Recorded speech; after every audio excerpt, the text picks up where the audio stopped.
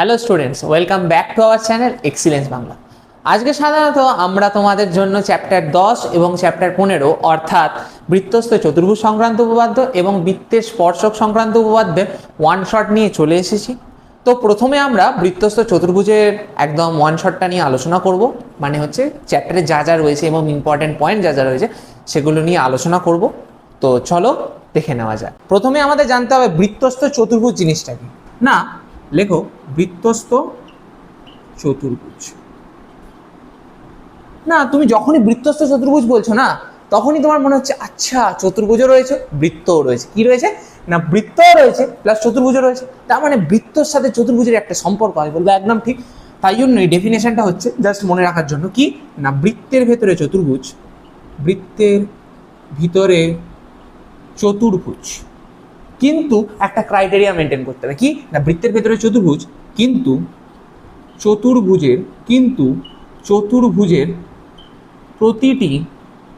চতুর্ভুজের প্রতিটি শীর্ষ বৃত্তের সাথে যুক্ত থাকতে হবে।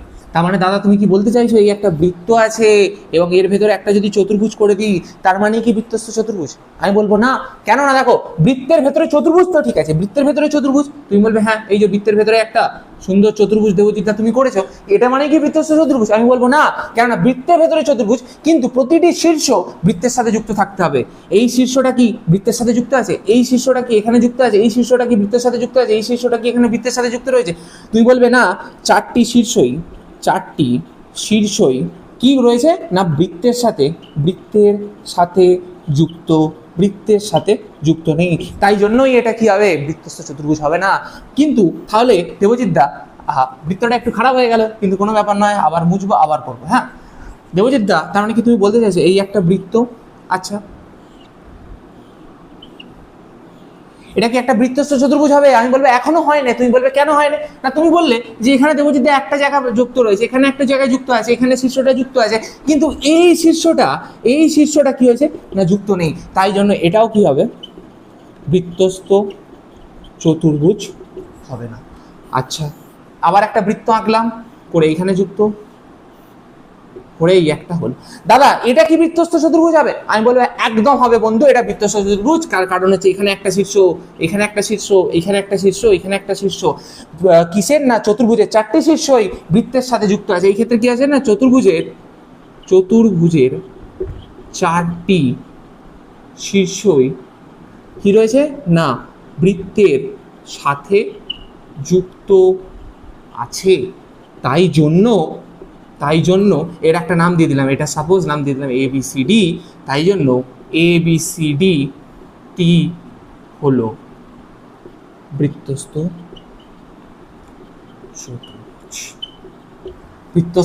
চতুর্ভুজ। তাহলে বৃত্তস্থ চতুর্ভুজ হতে গেলে কি করতে হবে না, বৃত্তের ভেতরে চতুর্ভুজ। তার মানে কি দাদা এইটা? আমি বলবো না, তার সাথে একটা কন্ডিশন রয়েছে। কি কন্ডিশন রয়েছে না, চতুর্ভুজের প্রত্যেকটি শীর্ষ বৃত্তের সাথে যুক্ত থাকতে হবে। এখানে যেমন 4টেই যুক্ত নেই, এখানে আবার 3টে যুক্ত আছে, কিন্তু এইখানে প্রপার 4টেই যুক্ত আছে। তাই জন্য এটা কি না বৃত্তস্থ চতুর্ভুজ। একটা যদি করে দেখাই এরকম একটা বড় বৃত্ত, আর এই যে আমাদের চতুর্ভুজ, এই চতুর্ভুজের যদি 4টে শীর্ষ, এই যে চতুর্ভুজের 4টে শীর্ষ একটু ওপর নিচে হচ্ছে, তাও বোঝা যাচ্ছে আশা করি, 4টে শীর্ষ যদি যুক্ত থাকে, এই দেখো এই একটা যদি 4টে শীর্ষ যদি যুক্ত থাকে, তখনই যেই চিত্রটা যেটা পাবো এই যে এরকম ভাবে যদি 4টেই যুক্ত থাকে, এখানেও যুক্ত রয়েছে বলে ধরে নাও, এরকম ভাবে যদি 4টে যুক্ত থাকে, এটা A, এটা B, এটা C, এটা D, তাহলে এই চিত্রটাকেই বলবে হচ্ছে কি না বৃত্তস্থ চতুর্ভুজ। তো আশা করি বৃত্তস্থ চতুর্ভুজের কনসেপ্টটা বুঝতে পারবে। চলো এবার বৃত্তস্থ চতুর্ভুজের ইম্পর্টেন্ট ধর্মগুলো জেনে নেওয়া যাক। হেডিং করো বৃত্তস্থ চতুর্ভুজের ধর্ম।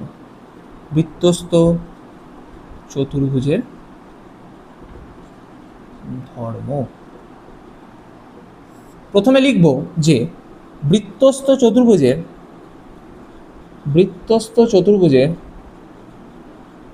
বিপরীত কোণগুলির সমষ্টি ইকুয়াল টু 180 ডিগ্রি। তার মানে দেবজিৎ কি বলতে চাইছো? আচ্ছা, বৃত্তস্থ চতুর্ভুজটা সহজে ডিভিশন করে নেওয়া যায়। এই একটা বৃত্ত ছিল, হ্যাঁ ছিল, এটা কি বৃত্তস্থ চতুর্ভুজ হবে? আমি বলবো না, বৃত্তস্থ চতুর্ভুজ হবে না। কেন না? বৃত্তস্থ চতুর্ভুজে আরেকটা কন্ডিশন কি রয়েছে না, চতুর্ভুজের প্রতিটি শীর্ষ বৃত্তের সাথে যুক্ত হতে হয়। এখানে কি প্রতিটি শীর্ষ বৃত্তের সাথে যুক্ত আছে? তুমি বলবে না দেবজিৎ, কেন না, এই শীর্ষটা এখানে যুক্ত নেই, এই শীর্ষটা এখানে যুক্ত নেই, এই শীর্ষটা এখানে যুক্ত নেই, এই শীর্ষটা এখানে যুক্ত নেই। মানে এই যে চারটে যে চতুর্ভুজের যে শীর্ষ সেটা বৃত্তের সাথে যুক্ত নেই, তাই জন্য এটা বৃত্তস্থ চতুর্ভুজ নয়। তাই জন্য এই একটা বৃত্ত ড্র করলাম, করে এই একটা চতুর্ভুজ করলাম। তাহলে এটা কি হলো না, এটা বৃত্তস্থ চতুর্ভুজ। এটার একটা নাম দিলাম, সেটা হচ্ছে এ বি সি ডি। এবার এখানে কি বলছে না, বৃত্তস্থ চতুর্ভুজের বিপরীত কোণগুলির সমষ্টি 180 ডিগ্রি। তার মানে angle A plus angle D মানে 180 ডিগ্রি আসবে, angle A plus angle D equal to 180 degree আসবে। তেমনভাবে angle C plus angle B equal to আসবে হচ্ছে 180 ডিগ্রি। এবার তোমরা বলবে কেন আসবে দাদা, এটা তো তোমাদের উপপাদ্য রয়েছে, সেটাকে যখন প্রুফ করাবো তখন বুঝতে পেরে যাবে। কিন্তু তার আগে দেখো, এ এর বিপরীতে ডি, তাই জন্য angle A plus angle D equal to 180 degree. তেমন বি এর বিপরীতে অ্যাঙ্গেল হচ্ছে সি অ্যাঙ্গেল, বা সি এর বিপরীতে অ্যাঙ্গেল হচ্ছে বি অ্যাঙ্গেল, তাই জন্য angle C plus angle B equal to 180 degree. ঠিক আছে, তো আশা করি বৃত্তস্থ চতুর্ভুজের বিপরীত কোণগুলো সমষ্টি 180 ডিগ্রি, সেটা ব্যাপারটা বোঝা গেছে। আচ্ছা না, বৃত্তস্থ চতুর্ভুজের বহিস্থ কোণ, বৃত্তস্থ চতুর্ভুজের বহিস্থ কোণ অন্তস্থ, বৃত্তস্থ চতুর্ভুজের বহিস্থ কোণ অন্তস্থ বিপরীত কোণের সমান হয়। তার মানে দেবজিৎ কি বলতে চাইছো, আগে অন্তস্থ কোণ কি আর বহিস্থ কোণটা কি সেটা জেনে নেওয়া যায়। আচ্ছা, আগে একটা বৃত্তস্থ চতুর্ভুজ আঁকবো। বৃত্তস্থ চতুর্ভুজ এখানে আমি ড্র করে দিলাম।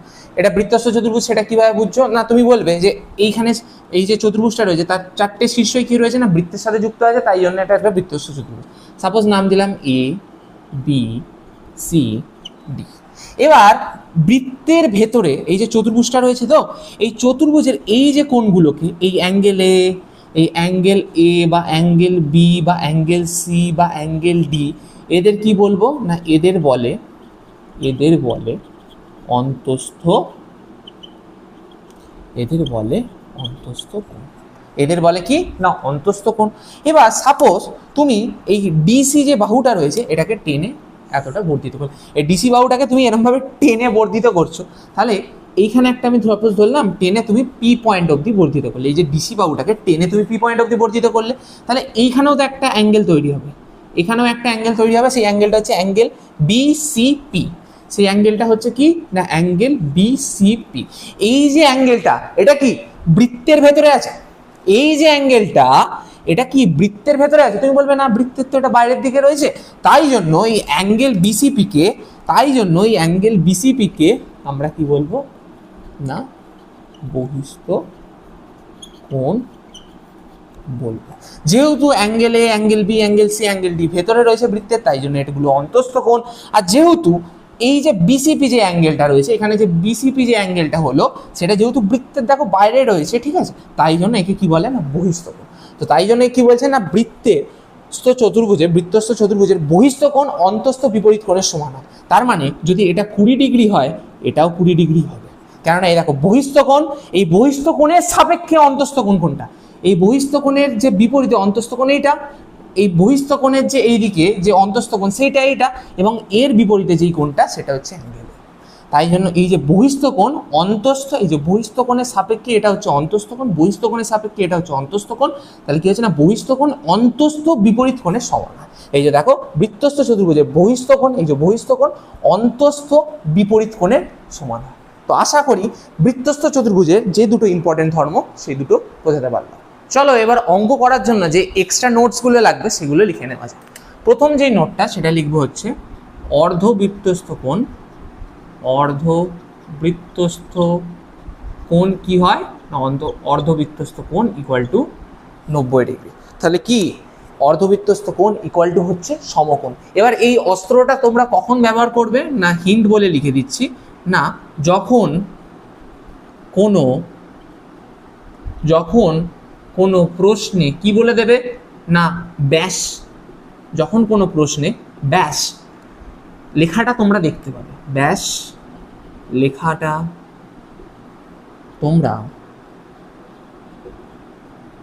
দেখতে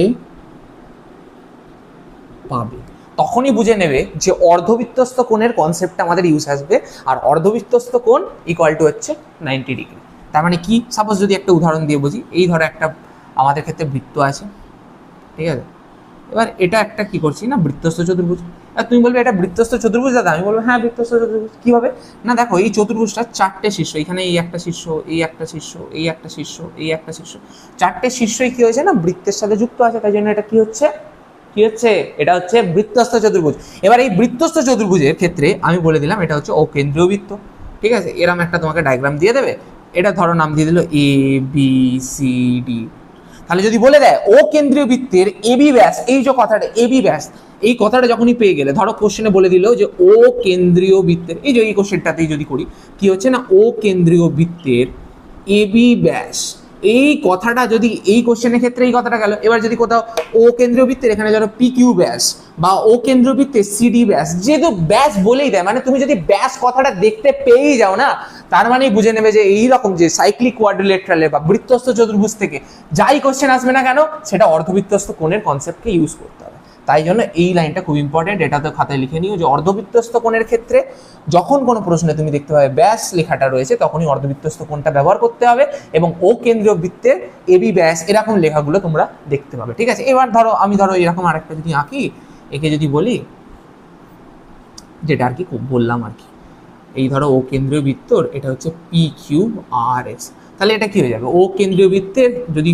অর্ধবৃত্তস্থ কোণের কনসেপ্টটাকে কাজে লাগানো যায়, তাহলে এটা হবে ও কেন্দ্রীয় বৃত্তের পি কিউ ব্যাস। এই ব্যাস লেখাটা দেখতে পেলেই মেনলি তোমরা অর্ধবৃত্তস্থ কোণের কনসেপ্টটা ইউজ করবে। এবং এই ক্ষেত্রে আরেকটা ছোটবেলার জিনিস কনসেপ্ট মনে রাখতে হবে যে ত্রিভুজের তিনটি কোণের মান, ত্রিভুজের এইখানের অঙ্কগুলো করার জন্য, এই যে এখানে একটা ত্রিভুজ ফর্ম হচ্ছে, তো এইখানে অনেকে ভুলে যায় যে ত্রিভুজের কি হবে, ত্রিভুজের তিনটি কোণের সমষ্টি ইকুয়াল টু হয় 180 ডিগ্রি। এখন লিখে রেখে দাও, যখন কোশ্চেন করাবো না বুঝতে পারবে যে কেন এগুলো লেখাচ্ছি, ঠিক আছে। তাহলে অর্ধবৃত্তস্থ কোণ সমকোণের এই কনসেপ্টটা গেল। আচ্ছা, এরপরে যেটা আর কি লেখাবো পয়েন্টটা, সেটা হচ্ছে আগের দুটো ধর্ম কিন্তু অ্যাড করে নিও নোটসে, হ্যাঁ। আগের যেটা ধর্ম বলে লিখেছি সেটা লিখতেও পারো, নাও লিখতে পারো, কারণ নোটস বলে আমি আলাদাভাবে করিয়ে দিচ্ছি, ঠিক আছে। আচ্ছা, তারপরে হচ্ছে কেন্দ্রস্থ কোণ ইকুয়াল টু 2 ইন্টু বৃত্তস্থ কোণ বা পরিধিস্থ কোণ। এটা তোমরা কোথায় পড়েছিলে না, তোমরা বলবে আমরা দাদা এটা চ্যাপ্টার 7-এ পড়েছিলাম, তাই তো। এই উপপাদ্যটা কি ছিল না, কেন্দ্রস্থ কোণ ইকুয়াল টু 2 ইন্টু বৃত্তস্থ কোণ বা পরিধিস্থ কোণ। এই কনসেপ্টটাও খুব ইম্পর্টেন্ট। এটা মানে কি বলতে চাইছে দেবো, যদি একটু এঁকে বোঝাও। আচ্ছা, এরকম একটা ধরো বৃত্ত ছিল, যেটা কিছুই নয়, এটা জাস্ট উপপাদ্য, সেই তোমরা যেটা চ্যাপ্টার 7-এ পড়ো সেটাই আর কি। তো এরকমভাবে একটা ডায়াগ্রাম থাকতো, তাহলে এইটা হতো কেন্দ্রস্থ কোণ, এইটা হতো বৃত্তস্থ কোণ। এটা হতো কেন্দ্রস্থ কোণ, আমি নাম দিয়ে দিচ্ছি এ ও বি, এটা সি, ঠিক আছে। তাহলে কি হচ্ছে না অ্যাঙ্গেল এ ও বিটা কি হচ্ছে না এক্ষেত্রে কেন্দ্রস্থ কোণ, আর অ্যাঙ্গেল এ সি বি এটাকে বলে হচ্ছে পরিধিস্থ কোণ। কেননা পরিধিতে রয়েছে, এই যে পরিধি, তাই জন্য পরিধিস্থ কোণও বলে বা তোমার বৃত্তস্থ কোণও বলে, পরিধিস্থ কোণ বা বৃত্তস্থ কোণ। তাহলে এই যে শর্তটা বা উপপাদ্য যেটা প্রুফ করেছিলে তোমরা, তাহলে সেটা যদি অ্যাপ্লাই করি এখানে কি হবে না কেন্দ্রস্থ কোণ ইকুয়াল টু 2 ইন্টু এখানে কি ছিল না বৃত্তস্থ বা পরিধিস্থ কোণ, তাই জন্য কি হবে অ্যাঙ্গেল এ সি ডি। তো আশা করি এই নোটটাও তোমরা বুঝতে পারলে। আচ্ছা, থার্ড নোট দাদা কি না, থার্ড নোটগুলো এবার যেমন বই থেকে যেমন হবে কি না, বই থেকে যেটা তোমরা শূন্যস্থানে পাবে, যে কি ছিল নোটটা, আমার এখানে সব লেখাই রয়েছে, হ্যাঁ, একটি বৃত্তস্থ সামান্তরিক, হ্যাঁ, একটি বৃত্তস্থ সামান্তরিক, একটি বৃত্তস্থ সামান্তরিক বলে দেবে ড্যাশ চিত্র। কি চিত্র না, তোমরা ডাইরেক্ট লিখবে সেটা হচ্ছে আয়তকার চিত্র। সেটা কি, সেটা হচ্ছে আয়তকার চিত্র। এগুলো করিয়ে দিচ্ছি কেননা এমসিকিউ করার সময় না অনেক সময় তোমরা ঘাবড়ে যাও এই চ্যাপ্টারগুলো থেকে, তো তাই জন্য একদম পুরো ডিটেলসে আমি লিখিয়ে দিচ্ছি, এর মধ্যে থেকে এমসিকিউ দিলে দেবে, ঠিক আছে। তো তাই জন্য একবারে করিয়ে দিচ্ছি আমি। আচ্ছা, তারপরে এটা তো গেল, তারপরে একটি হ্যাঁ, তারপরে যেগুলো রয়েছে যা কি বলছে না, একটি চতুর্ভুজের বিপরীত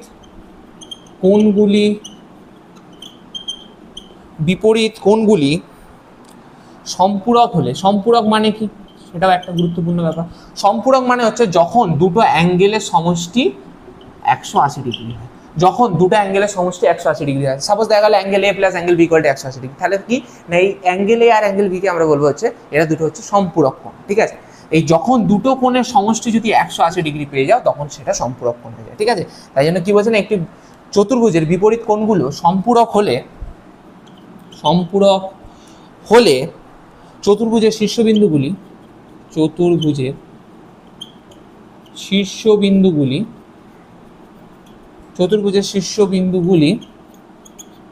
ড্যাশ হয়। চতুর্ভুজের শীর্ষবিন্দুগুলি ড্যাশ হয়। এখানে কি অ্যান্সার হবে বন্ধুরা? আরামসে তোমরা বলতে পারবে এই ক্ষেত্রে সমবৃত্তস্থ হয়। কি হয় না, সমবৃত্তস্থ। কিভাবে না, এখানে এই কেসটাই বলছে, এই যে একটা চতুর্ভুজের বিপরীত কোণগুলি সম্পূরক হলে, তার মানে কি ওরা বলতে চাইছে বৃত্তস্থ চতুর্ভুজের কথা বলতে চাইছে, তাই না। এই বিপরীত কোণগুলো সম্পূরক মানে angle A plus angle B equal to যদি 180 ডিগ্রি হয় সেটা মানে সম্পূরক বোঝায়। দুটো কোণের সমষ্টি যদি 180 ডিগ্রি হয় তাহলে সেটাকে সম্পূরক বোঝায়, আর দুটো কোণের সমষ্টি যদি 90 ডিগ্রি হয় তখন তাকে পূরক বোঝায়। এই হচ্ছে ব্যাপার। এই দুটো যদি এদের যে পেয়ারে যদি 180 ডিগ্রি হয়, এই যে হ্যাঁ সম্পূরক হলে চতুর্ভুজের শীর্ষবিন্দুগুলো কি হচ্ছে, এই দেখো বৃত্তের মধ্যে রয়েছে, তাই জন্য কি সমবৃত্তস্থ হয়। তো আশা করি বৃত্তস্থ চতুর্ভুজের প্রত্যেকটা পয়েন্ট এবং এক্সট্রা নোটসগুলো বুঝতে পেরেছো। তো চলো এবার কোশ্চেন অ্যান্সার সলভ করা যাক। চলো এবার বই আর উদাহরণ অঙ্কগুলো করে নেওয়া যাক। ফার্স্ট অঙ্কটা কি আছে না, এরকম একটা বৃত্তস্থ চতুর্ভুজ দেওয়া রয়েছে, যেটা হচ্ছে এ বি সি ডি বৃত্তস্থ চতুর্ভুজ। আর বলে দিয়েছে এই অ্যাঙ্গেলটা মানে angle A B C equal to 95 degree হলে angle A B C equal to কত। এটা একদম আমরা প্রপার্টিতেই পড়লাম, কি বললাম না, অ্যাঙ্গেল এ মানে বৃত্তস্থ চতুর্ভুজের বিপরীত কোণগুলো কি হয়, সম্পূরক হয়। তার মানে কি হবে, angle A plus angle C equal to 180 degree হবে। তেমন ভাবেই angle B plus angle D equal to 180 degree হবে। এবার অ্যাঙ্গেল ডি এর ভ্যালুটা কত, বা তোমরা বলতে পারো অ্যাঙ্গেল এডিসিও বলতে পারো। তাহলে অ্যাঙ্গেল এডিসির ভ্যালু যেটা রয়েছে সেটা রয়েছে 95 ডিগ্রি প্লাস অ্যাঙ্গেল বি, আর এই অ্যাঙ্গেল বি মানে কি হচ্ছে না, অ্যাঙ্গেল এবিসি বা এক্স, ঠিক আছে, ইকুয়াল টু কত 180 ডিগ্রি, ঠিক আছে। তাহলে এবার যদি আমি এখানটা করি অর দিয়ে, অর দেবে অবশ্যই তোমরা। এবার অ্যাঙ্গেল বি মানে কি এক্স, বা তোমরা এবিসিও লিখে করতে পারো। তাহলে কি হবে, এক্স এখানে প্লাস 95 ডিগ্রি ছিল, এইদিকে গেলে 180 ডিগ্রি মাইনাস 95 ডিগ্রি, তাহলে কত হবে 180 থেকে যদি 95 ডিগ্রি বাদ দাও তাহলে তোমরা এখানে পাবে হচ্ছে 5 আর এদিকে হচ্ছে 8।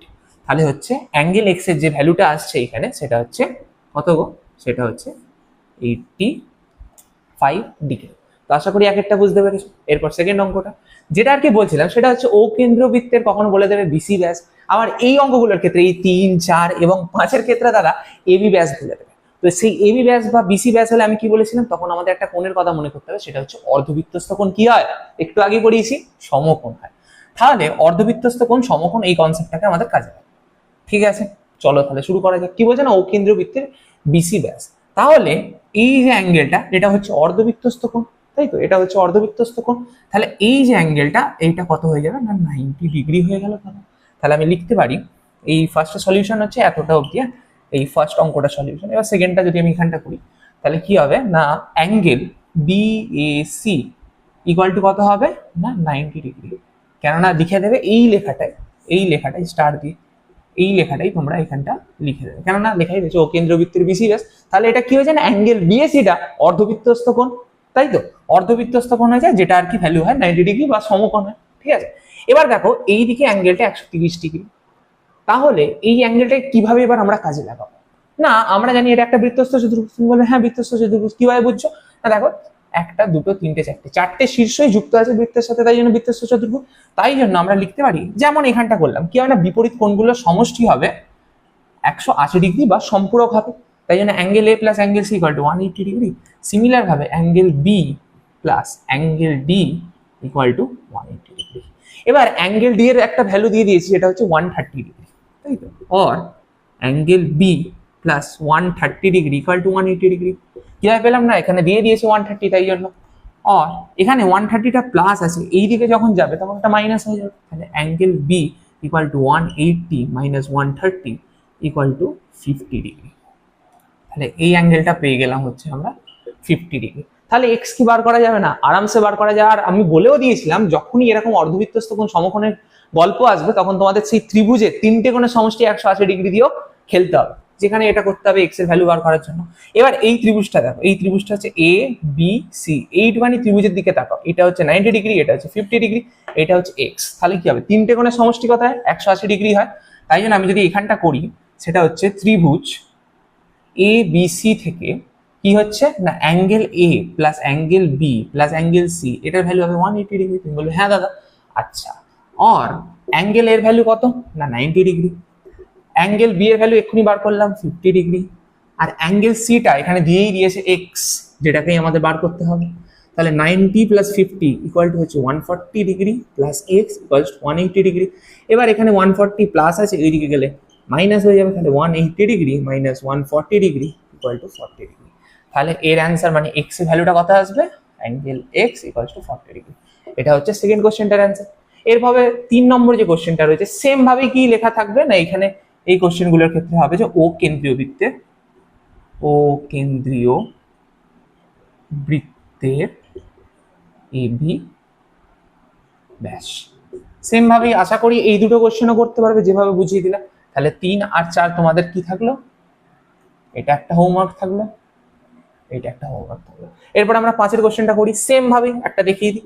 এটাও সেই সেমই লেখা থাকবে, কি না ও কেন্দ্রীয় বৃত্তের এবি ব্যাস। তাহলে কিভাবে করব? না ও কেন্দ্রবৃত্তে যদি এবি ব্যাস হয়ে যায় তাহলে এই কোণটা কি হয়ে যাবে? না অর্ধবৃত্তস্থ কোণ কি হয়? একটু আগেই বলেছি সমকোণ হয়, এবং ক্লাসেও পড়িয়েছি ইম্পর্টেন্ট নোটসের জায়গায় বা এক্সট্রা নোটসের জায়গায়। তাহলে কি হবে? Angle A C B will be 90 degree.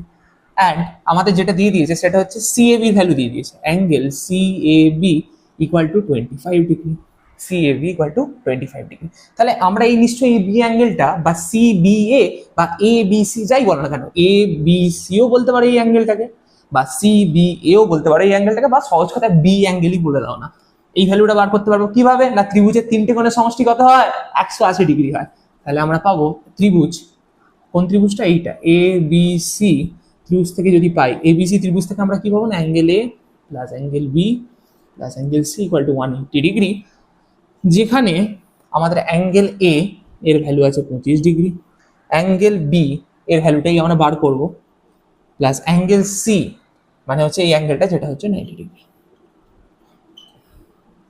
और 25 plus 90 angle B plus 25 plus 90 মানে হচ্ছে 105 ডিগ্রি ইকুয়াল টু 180 ডিগ্রি, और angle B equal to 180 degree minus 105।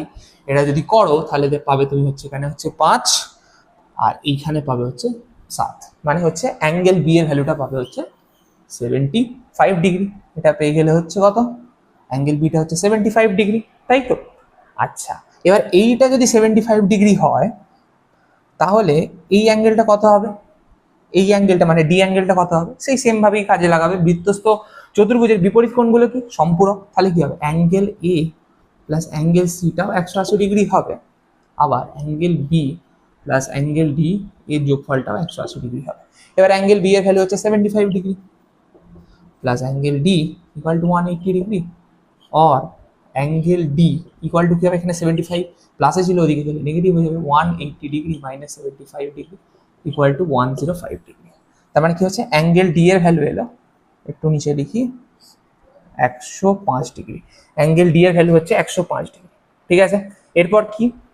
এরপর এটা যদি 105 হয়ে যায় তাহলে আরেকটা জিনিস খুব ভালোভাবে দেখো, এখানে একটা একান্তর কোণ মানে জেড ফর্ম হচ্ছে। এখানে শর্ট নোটস একটা লিখে রেখো যে যখনই জেড দেখতে পাবে না, এই যে জেডটা যখনই দেখতে পেয়ে যাবে তখনই কি হবে বলো তো? একান্তর কোণ হয়ে যায়। আর একান্তর কোণের কনসেপ্ট তোমরা জেনেইছো, এটা যদি 25 ডিগ্রি যদি হতো মানে সেম হয়ে যায়, এটাও 25 ডিগ্রি হলে এটাও 25 ডিগ্রি হবে, কেননা একান্তর কোণ। তাহলে কি পেলাম? না অ্যাঙ্গেল সিএবি, অ্যাঙ্গেল সিএবি, এই যে সিএবি ইকুয়াল টু অ্যাঙ্গেল কি হবে? না DCA, DCA equal to angle DCA equal to কত হচ্ছে 25 ডিগ্রি হচ্ছে। কি লজিকে লিখলে দেবজিৎ দা? CAB equal to DCA equal to কি লজিকে বললে দাদা? কেননা এটা একান্তর কোণ ইকুয়াল টু তাহলে 25 ডিগ্রি। এবার যদি এই ত্রিভুজটা দেখি এ সি ডি ত্রিভুজটা, এখান থেকেই তো আমাদের এই অ্যাঙ্গেলটাকে বার করতে হবে। তো এখান থেকে আমি দেখবো ত্রিভুজ এ সি ডি থেকে আমরা কি পাবো না angle A plus angle D plus angle C equal to 180 degree. এবার সবেরই ভ্যালু জেনে গেছে, এই সি এর ভ্যালু হচ্ছে 25 ডিগ্রি, ডি এর ভ্যালু হচ্ছে কত? ডি এর ভ্যালু আমরা পেয়েছিলাম, এই যে ডি এর ভ্যালু হচ্ছে 105 ডিগ্রি, আর এখান থেকে এ এর ভ্যালু আশা করি তোমরা বার করতে পারবে। হ্যাঁ একটু বোর্ডটা অপরিষ্কার হয়ে গেছে ঠিকই, কিন্তু ফ্লোতে তো করতে হবে, বুঝতে পারলে তো? তো এখানে দেখো, এখানে তোমাদের ডি এর ভ্যালুটা তোমরা এখান থেকে বসিয়ে দিও, আর এখানে যে সি এর ভ্যালুটা সেটা হচ্ছে এখানে যে সি এর ভ্যালুটা, এখান থেকে এ এর ভ্যালুটা পেয়ে গেলেই তোমাদের অ্যান্সারটা হয়ে যাবে। ঠিক আছে, তো এটা নোট করে নাও তোমরা, আশা করি নোট করে নিয়েছো। এরপর আমরা এই দিকটা মুছে করব। চলো পরে কোশ্চেন গুলো সলিউশন করে নেওয়া যাক। আচ্ছা 5 অবধি আমরা করলাম, এরপর আমরা 6টা করব। আচ্ছা এখানে কি করতে হবে? এখানে এই কোশ্চেনটাও বেশ ভালো প্রশ্ন। এটা দেখ, এটা যদি 92 ডিগ্রি হয়, যেমন আগে আমরা বৃত্তস্থ কোণ বৃত্তস্থ কোণ কেন বলছি, বৃত্তস্থ চতুর্ভুজ সম্বন্ধে কি জানি সেটা আগে করব না। বিপরীত কোণগুলো সমষ্টি সম্পূরক হয়, মানে হচ্ছে 180 ডিগ্রি হয়। তাহলে angle A plus angle C equal to হবে 180 ডিগ্রি, আর angle B plus angle D equal to হবে 180 ডিগ্রি। আর এখান থেকে আমাদের অ্যাঙ্গেল সিটা বার করতে হবে। ঠিক আছে, আচ্ছা এখানে দেখো অ্যাঙ্গেল বি এর ভ্যালু দিয়ে দিয়েছে হচ্ছে 92 degree plus angle D equal to 180 degree, তো না? আচ্ছা অ্যাঙ্গেল ডি ইকুয়াল টু তাহলে কত হবে 180 ডিগ্রি মাইনাস 92 ডিগ্রি, করলে এটা আসবে হচ্ছে 88 ডিগ্রি। তার মানে কি হচ্ছে এইটা হচ্ছে 88 ডিগ্রি। ঠিক আছে, আচ্ছা এরপর কি করতে হবে দেবজিৎ দা? না এরপর যেটা আর কি করতে হবে দেবজিৎ দা সেটা হচ্ছে এই অ্যাঙ্গেলটা যদি 88 হয়, আর এখানে দেখো সে একটা জেড হয়েছে, এই দেখো দেখতে পেয়েছো এরকম টাইপের একটা জিনিস তৈরি হয়েছে। তাহলে এইটা যদি 88 ডিগ্রি হয়, তাহলে এই জায়গাটাও কত হবে 88 ডিগ্রি হবে। তুমি বলবে হ্যাঁ হবে দেবজিৎ, তাহলে এটা 88 ডিগ্রি। তাহলে কি লিখবো না অ্যাঙ্গেল এ ডি সি, এই যে angle A D C equal to কোন অ্যাঙ্গেলটা হচ্ছে না angle D A E equal to angle হচ্ছে D A E equal to কত 88 ডিগ্রি, তাই তো 88 ডিগ্রি। তাহলে এইখানে টোটাল অ্যাঙ্গেলটা কত হলো? এখানে টোটাল অ্যাঙ্গেলটা হয়ে গেল 108 ডিগ্রি, তাই তো? এখানে টোটাল যে অ্যাঙ্গেলটা হলো সেটা হচ্ছে 88 প্লাস 20, 88 প্লাস 20, মানে যদি পুরো অ্যাঙ্গেলটা নিই, পুরো অ্যাঙ্গেলটা হচ্ছে এখানে F A D, F A D মানে এফ এ ডি, এই অ্যাঙ্গেলটি ইকুয়াল টু কি হচ্ছে এই ছোট অ্যাঙ্গেলটা F A E, F A E plus D A E plus D A E equal to কত হচ্ছে 20 degree plus 88 degree equal to হচ্ছে 108 ডিগ্রি, তাই তো?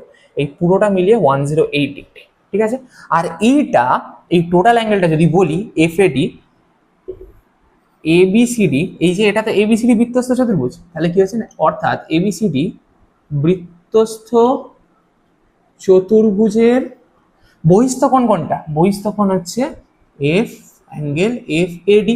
আর আমরা জানি কোন বৃত্তস্থ চতুর্ভুজের বহিস্থ কোণ অন্তস্থ বিপরীত কোণের সমান দাদা। এই যে বহিস্থ কোণ মানে এই এফ এ ডিটা অন্তস্থ, এর সাপেক্ষে অন্তস্থ কোণ কোনটা না এর সাপেক্ষে অন্তস্থ কোণ এইটা, এর বিপরীত কোণের সমান। মানে এটা যদি 108 ডিগ্রি হয়, তাহলে এর সাপেক্ষে অন্তস্থ কোণ এইটা, এর বিপরীতে যে কোণটা রয়েছে সেটাই সেই কোণ। তাহলে এর ভ্যালু কত হয়ে যাবে না 108 ডিগ্রি। আর লজিক হিসাবে কি লিখবে না আমরা জানি কোন বৃত্তস্থ চতুর্ভুজের বহিস্থ কোণ অন্তস্থ বিপরীত কোণের সমান।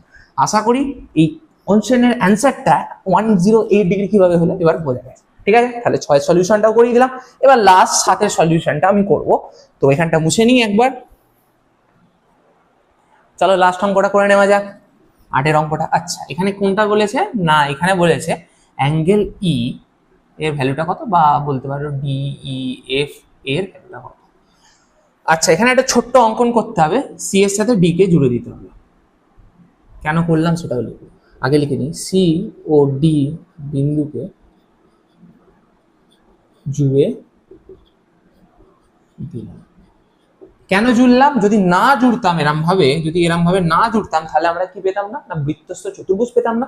তাই জন্য আমরা কোনো প্রপার্টি অ্যাপ্লাই করতে পারতাম না। ঠিক আছে, কেন জুড়লাম না যাতে বৃত্তস্থ চতুর্ভুজ ঠিক আছে, এটা জাস্ট এমনি বললাম, তোমাদের লিখতে হবে না। আচ্ছা, এবার তাহলে বৃত্তস্থ চতুর্ভুজের সেই প্রপার্টি ইউজ করবো, কি হয় না, angle A plus angle C, এইটার জন্য আগে করছি, এই এ বি সি ডি বৃত্তস্থ চতুর্ভুজের জন্য আগে করি। তাহলে angle A plus angle C equal to কত হয় না 180 ডিগ্রি হবে, এবং angle B plus angle D equal to কত হবে না 180 ডিগ্রি। অর এখানে অ্যাঙ্গেল এ এর ভ্যালু দেওয়া রয়েছে 75 degree plus angle C equal to 180 degree, or angle C equal to আসবে হচ্ছে, এখানে 75 ডিগ্রি প্লাসে ছিল, এদিকে গেলে মাইনাসে হয়ে যাবে, তাহলে হয়ে যাবে 105 ডিগ্রি, মানে 180 degree minus 75 degree equal two 105 degree. ঠিক আছে, তাহলে আমরা যা ভ্যালুটা পেলাম সেটা হচ্ছে সি এর, এটা হলো 105 ডিগ্রি। ঠিক আছে, এটা পেলাম হচ্ছে আমরা 105 ডিগ্রি। এবার তুমি খুব ভালোভাবে দেখো, এইখানটা করছি, সেটা হচ্ছে DCFE, DCFE বৃত্তস্থ চতুর্ভুজের, DCFE বৃত্তস্থ চতুর্ভুজের বহিস্থ কোণ একটা খোঁজো তো। বহিস্থ কোণ একটা হচ্ছে এইটা DCB, বহিস্থ কোণ হচ্ছে DCB, যেটার ভ্যালু হচ্ছে 105 ডিগ্রি, 105 ডিগ্রি। আর যখনই তুমি এটা করে ফেললে তখনই তুমি অ্যান্সারও পেয়ে গেলে, কেননা কোন বৃত্তস্থ চতুর্ভুজের বহিস্থ কোণ এর সাপেক্ষে অন্তস্থ কোণটা, কোন কোণটা তুমি বলবে এটা এর সাপেক্ষে অন্তস্থ কোণ এর বিপরীতে সমান, মানে কোন বৃত্তস্থ চতুর্ভুজের বহিস্থ কোণ অন্তস্থ বিপরীত কোণের সমান হয়। তাহলে অ্যাঙ্গেল ডিসিবি ইকুয়াল টুই হবে angle DEF equal to 105 degree. কি লিখবে না, কোন বৃত্তস্থ চতুর্ভুজের বহিস্থ কোণ অন্তস্থ বিপরীত কোণের সমান হয়। তো আশা করি 7টা কোশ্চেনের সলিউশন বুঝতে পেরেছি। চলো পরের দুটো কোশ্চেন করে নেওয়া যাক। কি আছে না, এরকম একটা ছবি আছে, করে বলছে অ্যাঙ্গেল ডিপিসি আর অ্যাঙ্গেল বিকিউসি এর ভ্যালু বার করতে। আচ্ছা, আগে আমরা দেখবো এটা হচ্ছে বৃত্তস্থ চতুর্ভুজ কোনটা, এ বি সি ডি একটা বৃত্তস্থ চতুর্ভুজ। কি করব না, এ বি সি ডি একটি কি গো না বৃত্তস্থ চতুর্ভুজ। এবার বৃত্তস্থ চতুর্ভুজ হওয়ার জন্য কি হবে না, angle A plus angle C, মানে বিপরীত কোণগুলোর সমষ্টি কি হয় 180 ডিগ্রি। তাহলে angle A plus angle C equal to 180 degree, angle B plus angle D equal to হচ্ছে 180 ডিগ্রি। আর এখানে বৃত্তস্থ চতুর্ভুজে কি কি অ্যাঙ্গেল দেওয়া রয়েছে না, অ্যাঙ্গেল এ ইকুয়াল টু দেওয়া রয়েছে 60 degree, angle B equal to দেওয়া রয়েছে 80 ডিগ্রি। আচ্ছা, সেটা দেওয়া রয়েছে তো। আচ্ছা, এবার এখানে বসিয়ে দেবো, জাস্ট এটাকে 1 দেবো, এটাকে 2 দেবো। এবার এ এর ভ্যালুটা এই 1 নম্বরে বসিয়ে দিলে হবে 60 degree plus angle C equal to 180 degree. আর এখান থেকে অ্যাঙ্গেল সি এর ভ্যালু কত আসবে না, 180 ডিগ্রি থেকে এখানে 60টা পজিটিভ রয়েছে, 60 ডিগ্রি এদিকে গেলে নেগেটিভ হয়ে যাবে, তাহলে 180 ডিগ্রি মাইনাস 60 ডিগ্রি করলে আসবে 120 ডিগ্রি। ঠিক আছে, এবার 2 নম্বরে angle B equal to 80 degree যদি বসিয়ে দিই, তাহলে কি হবে 80 degree plus angle D equal to হচ্ছে 180 ডিগ্রি, আর অ্যাঙ্গেল ডি ইকুয়াল টু হবে 180 degree minus 80 degree equal to 100 degree, মানে হচ্ছে 100 ডিগ্রি। তার মানে এটা হচ্ছে 100, এটা হচ্ছে কত অ্যাঙ্গেল সি, তাই তো। অ্যাঙ্গেল সিটা কত এলো রে ভাই, 120 ডিগ্রি। আচ্ছা, 120 ডিগ্রি। এবার আমাদের কি বার করতে দিয়েছে না, আমাদের বার করতে দিয়েছে ডিপিসি আর বিকিউসি, ডিপিসি আর বিকিউসি, ডিপিসি আর বিকিউসি। আচ্ছা, ডিপিসি আর বিকিউসি। আচ্ছা, এবার যদি আমরা ত্রিভুজ এটা দেখি, মানে A B P, A BP ত্রিভুজটা যদি দেখি, অ্যাঙ্গেল এ বিপি হইতে কি লেখা যায় না, সেই ত্রিভুজের 3টে কোণের সমষ্টি 180 ডিগ্রি, সেটাই করো। তাহলে কি হবে angle A plus angle B plus angle P equal to হচ্ছে 180 ডিগ্রি। আচ্ছা, অ্যাঙ্গেল এ এর ভ্যালু কত, অ্যাঙ্গেল এ এর ভ্যালু হচ্ছে 60 ডিগ্রি, অ্যাঙ্গেল বি এর ভ্যালু কত 80 ডিগ্রি, প্লাস অ্যাঙ্গেল পি এর ভ্যালু সেটাই বার করতে হবে। তাহলে 60 plus 80 140 degree, plus angle P equal to হচ্ছে 180 ডিগ্রি, और angle P equal to 180 degree minus 140 degree equal to হচ্ছে 40 ডিগ্রি। তাহলে এর ভ্যালুটা এলো হচ্ছে 40 ডিগ্রি। আর অ্যাঙ্গেল P মানে কি, এখানে হচ্ছে যেটা আর কি কোনটা বার করতে দিচ্ছে, ডিপিসি, এই সরি ডিপিসি না, কোন অ্যাঙ্গেলটা এটা গেল, হ্যাঁ অ্যাঙ্গেল ডিপিসি তো গেল, এই যে এই দেখো এ, এই যদি ত্রিভুজ অনুযায়ী করি তাহলে কি হচ্ছে এ পি বি, আবার এই এপিবি অ্যাঙ্গেলটাই দেখো ডিপিসি, এই এপিবি যে অ্যাঙ্গেলটা সেই অ্যাঙ্গেলটাই হচ্ছে ডিপিসি যদি এইটুখানি নিয়ে কাজ করে, ঠিক আছে। তাহলে or angle DPC equal to হচ্ছে 40 ডিগ্রি, ঠিক আছে। এবার যদি আমরা এই ত্রিভুজটাকে নিয়ে কাজ করি, সেই ত্রিভুজটা হচ্ছে A D Q, A D Q যদি এই ত্রিভুজটাকে নিয়ে কাজ করি সেম ভাবেই করবো। এ ডি কিউ থেকে আমরা কি লিখতে পারি না, angle A plus angle D plus angle Q equal to 180 degree, তাই তো? তুমি বলবে হ্যাঁ দেবজিৎ দা এটাই তো লিখবেও। আচ্ছা এর ভ্যালু কত 60 ডিগ্রি, ডি এর ভ্যালু কত 100 ডিগ্রি, আর কিউটাকেই বার করতে হবে angle Q equal to 180 degree. আচ্ছা 60 প্লাস 100 করলে হয়ে যায় 160 degree plus angle Q 180 degree.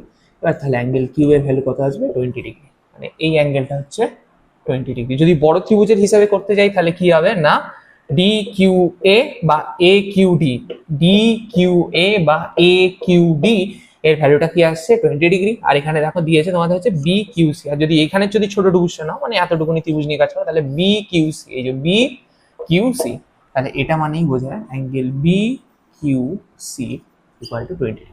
তাহলে এই কোশ্চেনটা করলাম, এবার এই কোশ্চেনটা করবো। আচ্ছা এই কোশ্চেনটা কি আছে না, বলেছে কিউবিসি, কিউবিসি মানে এই অ্যাঙ্গেলটা কত, আর একটা অ্যাঙ্গেল দিয়েছে একটু অন্য পেনে করি, সেটা হচ্ছে বিকিউসি, বিকিউসি মানে এই দুটো অ্যাঙ্গেল ওরা চেয়েছে কত হবে, এই দুটো অ্যাঙ্গেল ওরা চেয়েছে যে কত হবে। আচ্ছা প্রথমে এই বৃত্তস্থ চতুর্ভুজ মানে হচ্ছে এ কিউ পি ডি বৃত্তস্থ চতুর্ভুজ থেকে আমরা কি পাই না, সেমই angle A plus angle P equal to 180 degree. তেমন ভাবেই পাবো অ্যাঙ্গেল ডি প্লাস, হালকা হয়ে গেছে কালিটা তাই জন্য ওটা দিয়ে করা যাবে না বুঝলে তো, অন্য কালি দিয়ে দেখি, angle D plus angle Q equal to হচ্ছে 180 ডিগ্রি।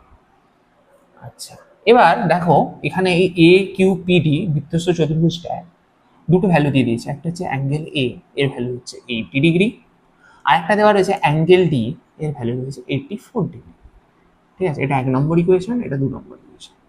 এবার যদি 1 নম্বর ইকুয়েশনে তুমি এর জায়গায় 80 ডিগ্রি বসিয়ে দাও তাহলে 80 degree plus P equal to 180 degree, তাহলে অ্যাঙ্গেল পি ইকুয়াল টু হয়ে যাবে 100 degree, angle P equal to হয়ে গেল 100 ডিগ্রি, তাই তো? আচ্ছা এবার যদি এই 2 নম্বরে ডি এর জায়গায় 84 ডিগ্রি বসিয়ে দাও, এই 2 নম্বরে ডি এর জায়গায় 84 ডিগ্রি বসিয়ে দাও, তাহলে 84 degree plus Q equal to 180 degree, তাহলে angle Q equal to 180 degree minus 84 degree, তাহলে কত আছে 690 96 ডিগ্রি। তাহলে অ্যাঙ্গেল কিউ মানে এইটার ভ্যালুটা এলো হচ্ছে 96 ডিগ্রি, ঠিক আছে, এইটার ভ্যালুটা এলো হচ্ছে 96 ডিগ্রি। এবার বলেছে আমাদের দুটো অ্যাঙ্গেল বার করতে, একটা হচ্ছে কিউবিসি, একটা হচ্ছে কিউবিসি আর একটা হচ্ছে বিকিউসি, মানে কিউবিসি আর একটা বলেছে হচ্ছে বিকিউসি।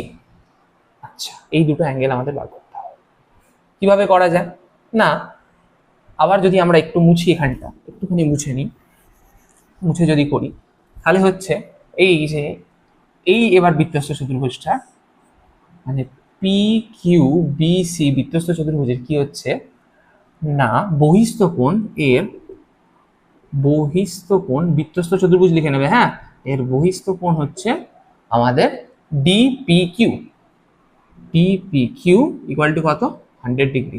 এবার এইটা বহিস্থ কোণ তাই জন্য এই কোণটা সেম হয়ে যাবে, তার মানে কি হবে না পি এই সরি কি আছে জানো, হ্যাঁ কিউবিসি ইকুয়াল টু হয়ে যাবে হচ্ছে 100 ডিগ্রি।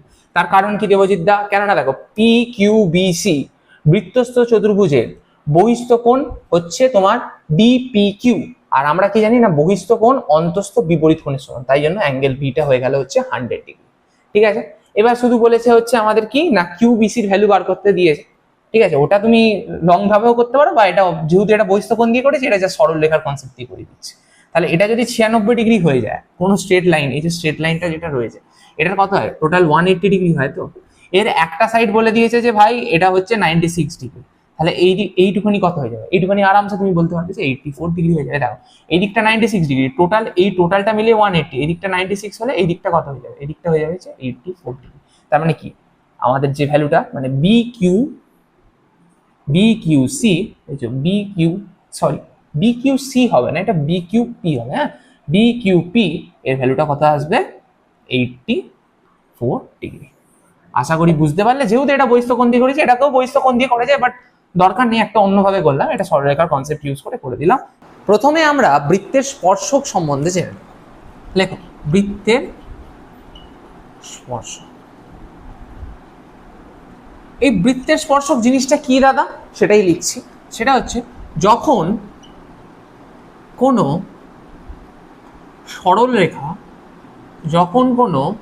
সরলরেখা কোনো বৃত্তকে একটি বিন্দুতে স্পর্শ করে, একটি বিন্দুতে কেবল স্পর্শ করে, তখন তাকে কি বলে না, তখন তাকে বৃত্তের স্পর্শক বলে। এবং যে বিন্দুতে স্পর্শ করছে এবং যে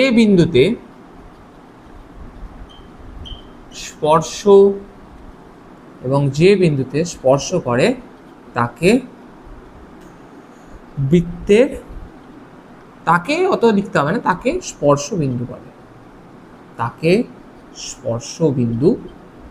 বলে, আচ্ছা চলো এবার সেগুলো একটু এঁকে এঁকে বোঝা যাক।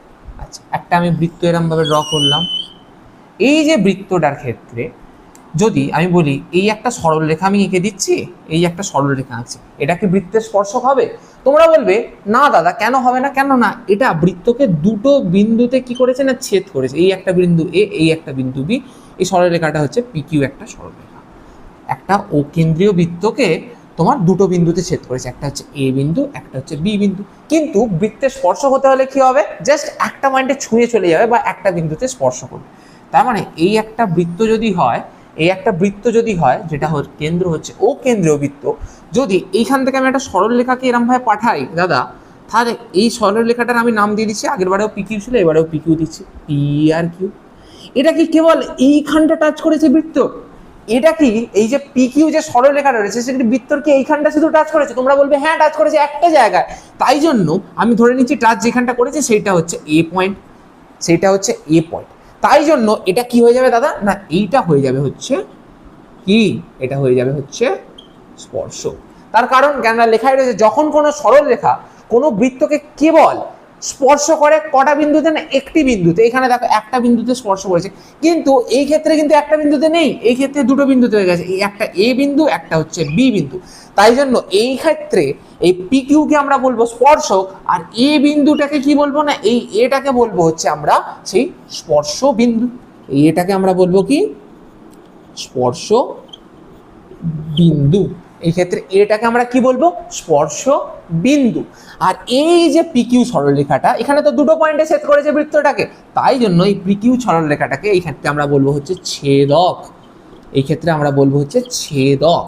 ঠিক আছে, যখন একটি পয়েন্টে শুধু টাচ করে বেরিয়ে যাবে তখন সেটা স্পর্শক, আর যখন একটি পয়েন্টে টাচ করবে না, একের বেশি পয়েন্টে টাচ করছে বা এরম ভাবে ছেদ করছে, তখন তাকে আমরা বলবো হচ্ছে ছেদক। আর এই A আর B বিন্দুটাকে কি বলবে, তখন A আর B কে বলবে হচ্ছে এই ছেদকের, এই যে PQ ছেদকটির ছেদ বিন্দু। তো আশা করি বৃত্তের স্পর্শক জিনিসটা কি বুঝতে পেরেছো। এরপর আমরা বৃত্তের স্পর্শকে শ্রেণী বিভাগগুলো এবং সাধারণ স্পর্শকগুলো জেনে নেব। এবার আমরা সাধারণ স্পর্শক সম্বন্ধে জেনে নেব। কি না, হেডিং দাও সাধারণ স্পর্শক।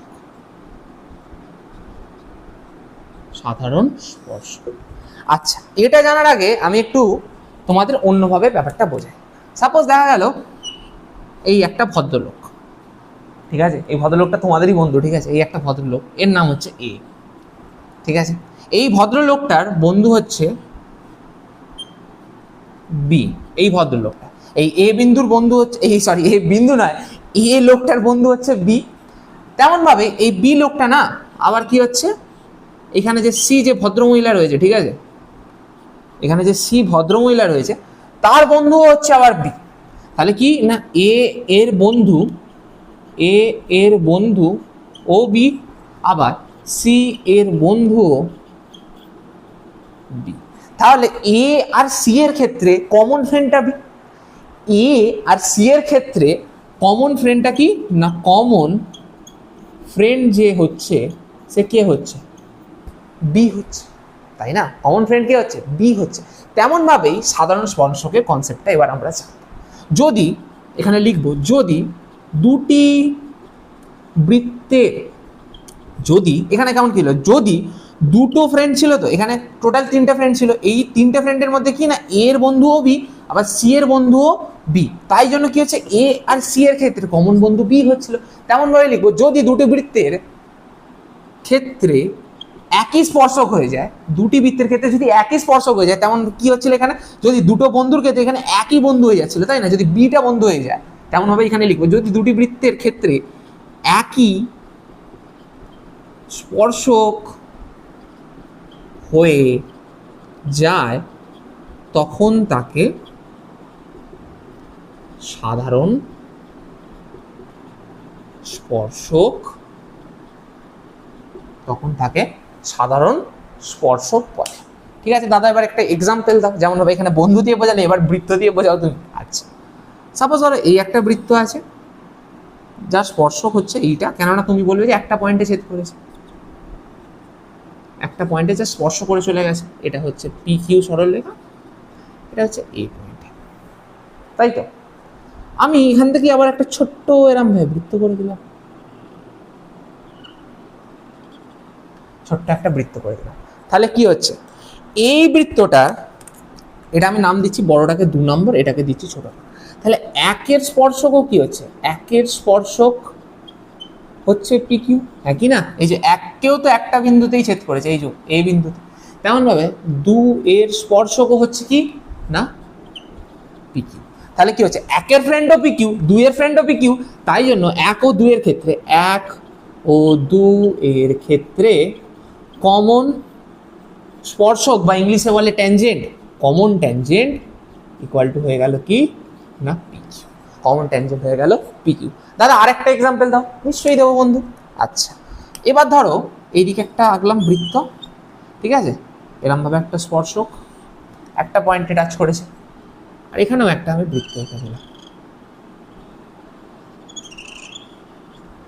ঠিক আছে? বৃত্তর মতো লাগছে না, তাও ভেবে নাও যে বৃত্তই, ঠিক আছে? বৃত্তর মতো লাগছে না, তাও ভেবে নাও বৃত্ত, একটু ঠিক করে বৃত্ত বলে কথা, ঠিক আছে? এবার ঠিকঠাক আছে। আচ্ছা, এটারও নাম দিয়ে দিলাম আমি পি। এদেরও তো সেম ভাবেই তুমি বলতে পারো যে এ বিন্দুটা টাচ করেছে, তাই তো? এই ক্ষেত্রে এটা হচ্ছে বৃত্ত নাম্বার 1, এটা হচ্ছে বৃত্ত নাম্বার 2। এই ক্ষেত্রে কি হচ্ছে না, একের স্পর্শক, আর দুজনের ক্ষেত্রে দেখো স্পর্শ বিন্দুও সেম, এই ক্ষেত্রেও স্পর্শ বিন্দু হচ্ছে এ, এই 2 এর ক্ষেত্রেও স্পর্শ বিন্দু এ, 1 এর ক্ষেত্রেও স্পর্শ বিন্দু এ, এবং এই ক্ষেত্রে কি হচ্ছে না, স্পর্শ বিন্দুটা এই ক্ষেত্রে হচ্ছে দুজনের ক্ষেত্রে কমন এ। আচ্ছা, এই ক্ষেত্রে কি হচ্ছে না, একের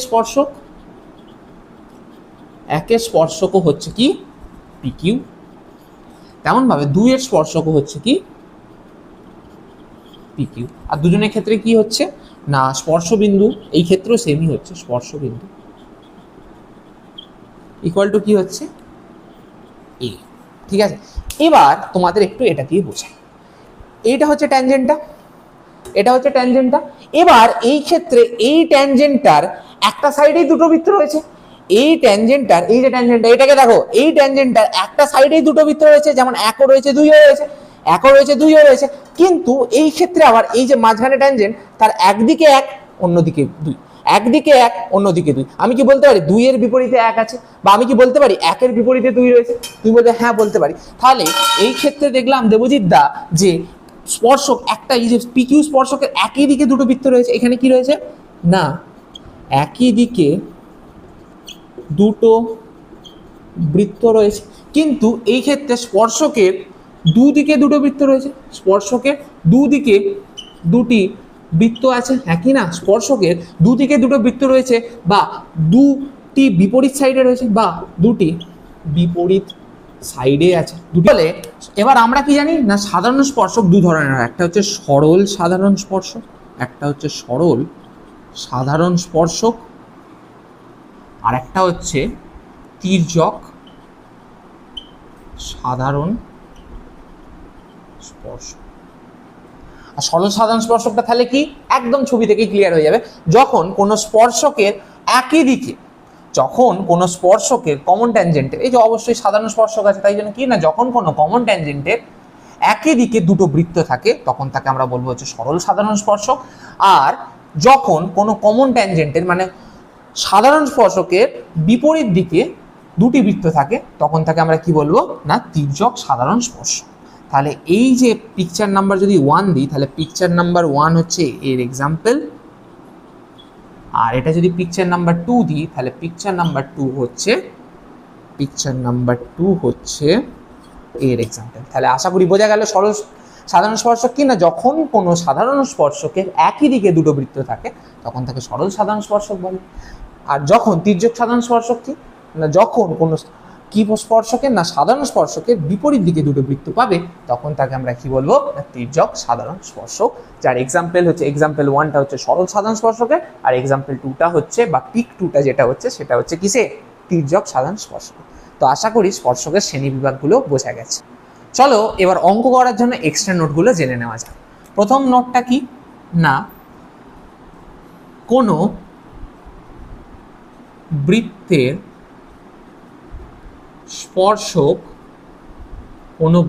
স্পর্শক ও স্পর্শ বিন্দুগামী ব্যাসার্ধ কি হয় না সর্বদা সমকোণে ব্র্যাকেটে লিখবো 90 ডিগ্রিতে সমকোণে অবস্থান করে। তার মানে দাদা তুমি কি বলতে চাইছো এই একটা বৃত্ত? আমি বললাম হ্যাঁ। তাহলে ট্যানজেন্ট হতে গেলে কি হবে না মিনিমাম একটা পয়েন্ট দিয়ে জাস্ট টাচ করে যাবে। তাহলে এটা হচ্ছে পি, এটা হচ্ছে কিউ, এ পয়েন্টে টাচ করেছে। তাহলে এইটা তো হয়ে গেল। এবার আমি সাপোজ ধরে নিচ্ছি এটা হচ্ছে ও কেন্দ্রীয় বৃত্ত, তাহলে এর ক্ষেত্রে ব্যাসার্ধ কোনটা হবে? এইটা হবে ব্যাসার্ধ। তাহলে কি হচ্ছে দেখো এই যে স্পর্শকটা কি না পি কিউটা হচ্ছে স্পর্শক, আর এই ক্ষেত্রে ও এটা কি হচ্ছিল না ও এটা আমরা জানতাম হচ্ছে বৃত্তের ব্যাসার্ধ, কিন্তু যখনই স্পর্শক চলে আসবে তখনই হয়ে যাবে কি না স্পর্শ বিন্দুগামী ব্যাসার্ধ। গামীটা নিচে হয়ে গেল, যাই হোক স্পর্শ বিন্দুগামী ব্যাসার্ধ সবসময় কি কোণে অবস্থান করে না 90 ডিগ্রি কোণে। এই যে দেখো তাই জন্যই এই যে অ্যাঙ্গেলটা এখানে সুন্দরভাবে তুমি 90 ডিগ্রি পেয়ে যাবে। তাহলে কি না কোনো বৃত্তের স্পর্শক এবং স্পর্শ বিন্দুগামী ব্যাসার্ধ সর্বদা 90 ডিগ্রি কোণে অবস্থান করে। আর একটা ভাবেও দেখাও দেবজিৎদা, আমি বললাম যে এই দেখো এই রে এখানে তো টাচই করলো না। ঠিক আছে ওয়ান্স মোর দেবজিৎদা কিউ নেই চলো করতে হ্যাঁ এবার ঠিকঠাক আছে। তাহলে কি হচ্ছে না আমি আবার সেম ভাবেই করবো। এটা হচ্ছে ও কেন্দ্রীয় বৃত্ত, এই স্পর্শকটা হচ্ছে পি, এটা হচ্ছে কিউ, একটা বিন্দুতে ছেদ করেছে এ পয়েন্ট। ঠিক আছে এবার তাহলে ব্যাসার্ধ কি হবে? এটা একটা ব্যাসার্ধ হবে। তুমি বলবে হ্যাঁ হবে। তাহলে কি হচ্ছে আমি যদি লাঠিটা দিয়ে দেখাই এই যে এক্ষেত্রে এটা হচ্ছে স্পর্শক, এবং স্পর্শক আর এই যে লাইনটা আর এই যে এইটা হচ্ছে স্পর্শকটা আর এটা হচ্ছে ব্যাসার্ধটা, এদের মাঝখানে অ্যাঙ্গেল কত হচ্ছে? তুমি বলবে আরামসে দাদা 90 ডিগ্রি, দেখেই বোঝা যাচ্ছে। তাহলে কি হচ্ছে এদের মাঝখানে যে অ্যাঙ্গেলটা সেটা হচ্ছে 90 ডিগ্রি। তাই জন্য কি না কোনো বৃত্তের স্পর্শক এবং স্পর্শ বিন্দুগামী ব্যাসার্ধ সর্বদা 90 ডিগ্রি কোণে অবস্থান করে। সেকেন্ড ইম্পর্টেন্ট পয়েন্ট কি কোনো বহিস্থ বিন্দু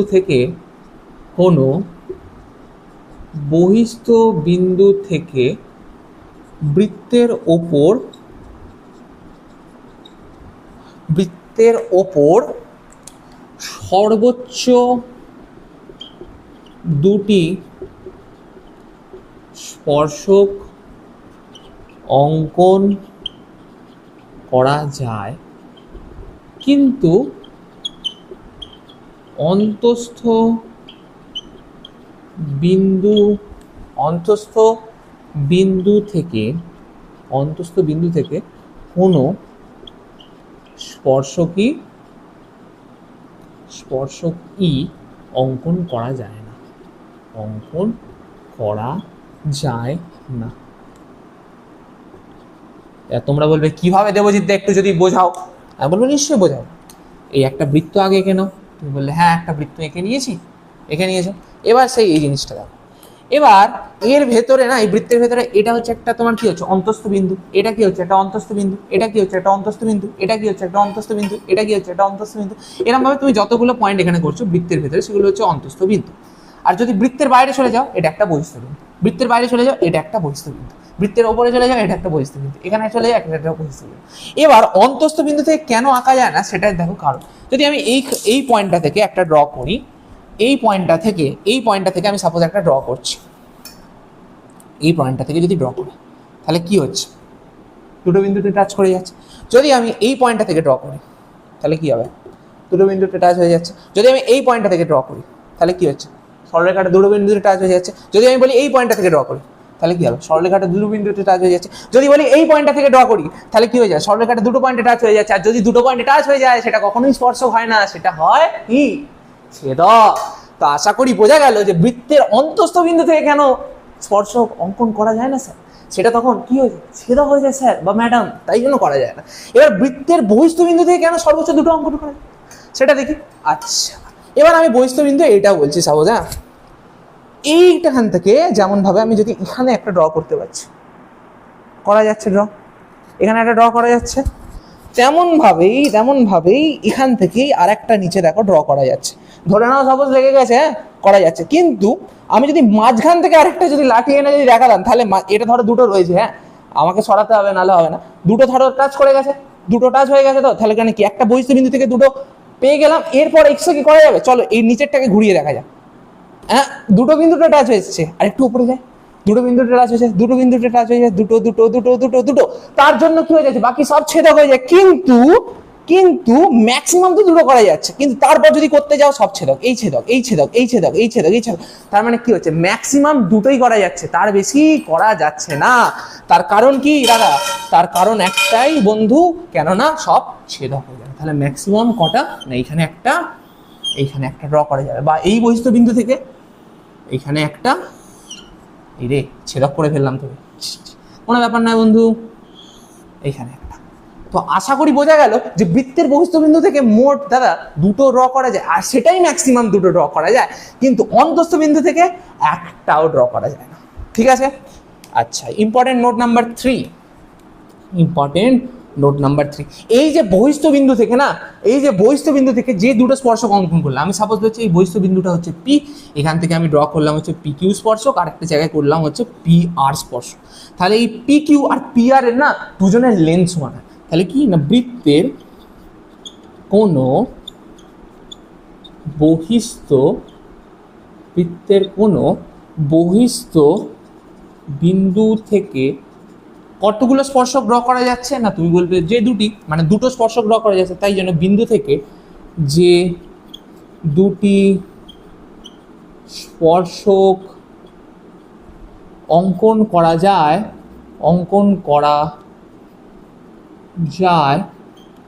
তাদের দৈর্ঘ্য সমান হয়।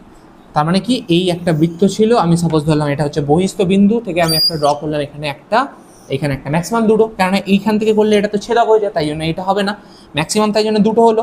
আমি সাপোজ ধরে নিচ্ছি পয়েন্টটা হচ্ছে পি পয়েন্ট, এখানে একটা আমি ড্র করলাম পি কিউ, আর এখানে হচ্ছে পি আর। তাহলে কি বলতে চাইছে, এটা 3 নম্বর, এটা P Q equal to P R. যদি পি কিউ এর ভ্যালু 10 হয়, পি আর এর ভ্যালু 10 হবে, যদি 11 হয় 11 হবে, যদি 12 হয় 12 হবে। তার মানে কি হচ্ছে, বৃত্তের কোনো বহিস্থ বিন্দু থেকে যে দুটো ম্যাক্সিমাম স্পর্শক অঙ্কন করা যায় তাদের দৈর্ঘ্য সর্বদা সমান হয়। ঠিক আছে, এরপরের যে এক্সট্রা নোটটা করতে হবে সেটা হচ্ছে 4 নম্বর দেবে, সেটা হচ্ছে প্রথম যেটা লেখালাম যে বৃত্তের স্পর্শক এবং স্পর্শবিন্দুগামী ব্যাসার্ধ কি হয় না, সবসময় 90 ডিগ্রি কোণে অবস্থান করে। তার জন্য যে এক্সট্রা নোটটা সেটা সবাই জানে, তাও লিখিয়ে দিচ্ছি, সেটা হচ্ছে পিথাগোরাসের উপপাদ্যটা এখানে খুব ভালো মাত্রায় ব্যবহার হবে। পিথাগোরাসের উপপাদ্য আমরা কি জানি না, অতিভুজের স্কোয়ার ইকুয়ালস টু হয় লম্ব স্কোয়ার প্লাস হয় ভূমি স্কোয়ার। তার মানে দেবজিৎ কি বলতে চাইছে, এই একটা বৃত্ত ছিল, আমি বলবো হ্যাঁ বৃত্ত ছিল, এই একটা স্পর্শক, আমি স্পর্শকটার নাম দিচ্ছি এবারে এ বি, পি কিউ না, এবারে নাম দিলাম এ বি, আর সাপোজ ধরছি পি বিন্দুতে ছেদ করেছে। তাহলে কি হচ্ছে না, এটা হচ্ছে বৃত্তের একটা স্পর্শক, বৃত্তের ব্যাসার্ধ, বারবার এটা গুলিয়ে যায় না, এটা তাহলে কি হচ্ছে না, ওপি ইকুয়াল টু হচ্ছে বৃত্তের ব্যাসার্ধ। আর এ বিটা কি হচ্ছে না স্পর্শ, আর পিটা কি হচ্ছে স্পর্শ বিন্দু গামী ব্যাসার্ধ। তাহলে কি হচ্ছে না বৃত্তের স্পর্শক আর স্পর্শবিন্দুগামী ব্যাসার্ধ সবসময় 90 ডিগ্রি কোণে অবস্থান করতো। তার মানে কি হবে না এই জায়গাটা 90 ডিগ্রি হয়ে গেল, এই জায়গাটা কি হচ্ছে না 90 ডিগ্রি হয়ে যাচ্ছে।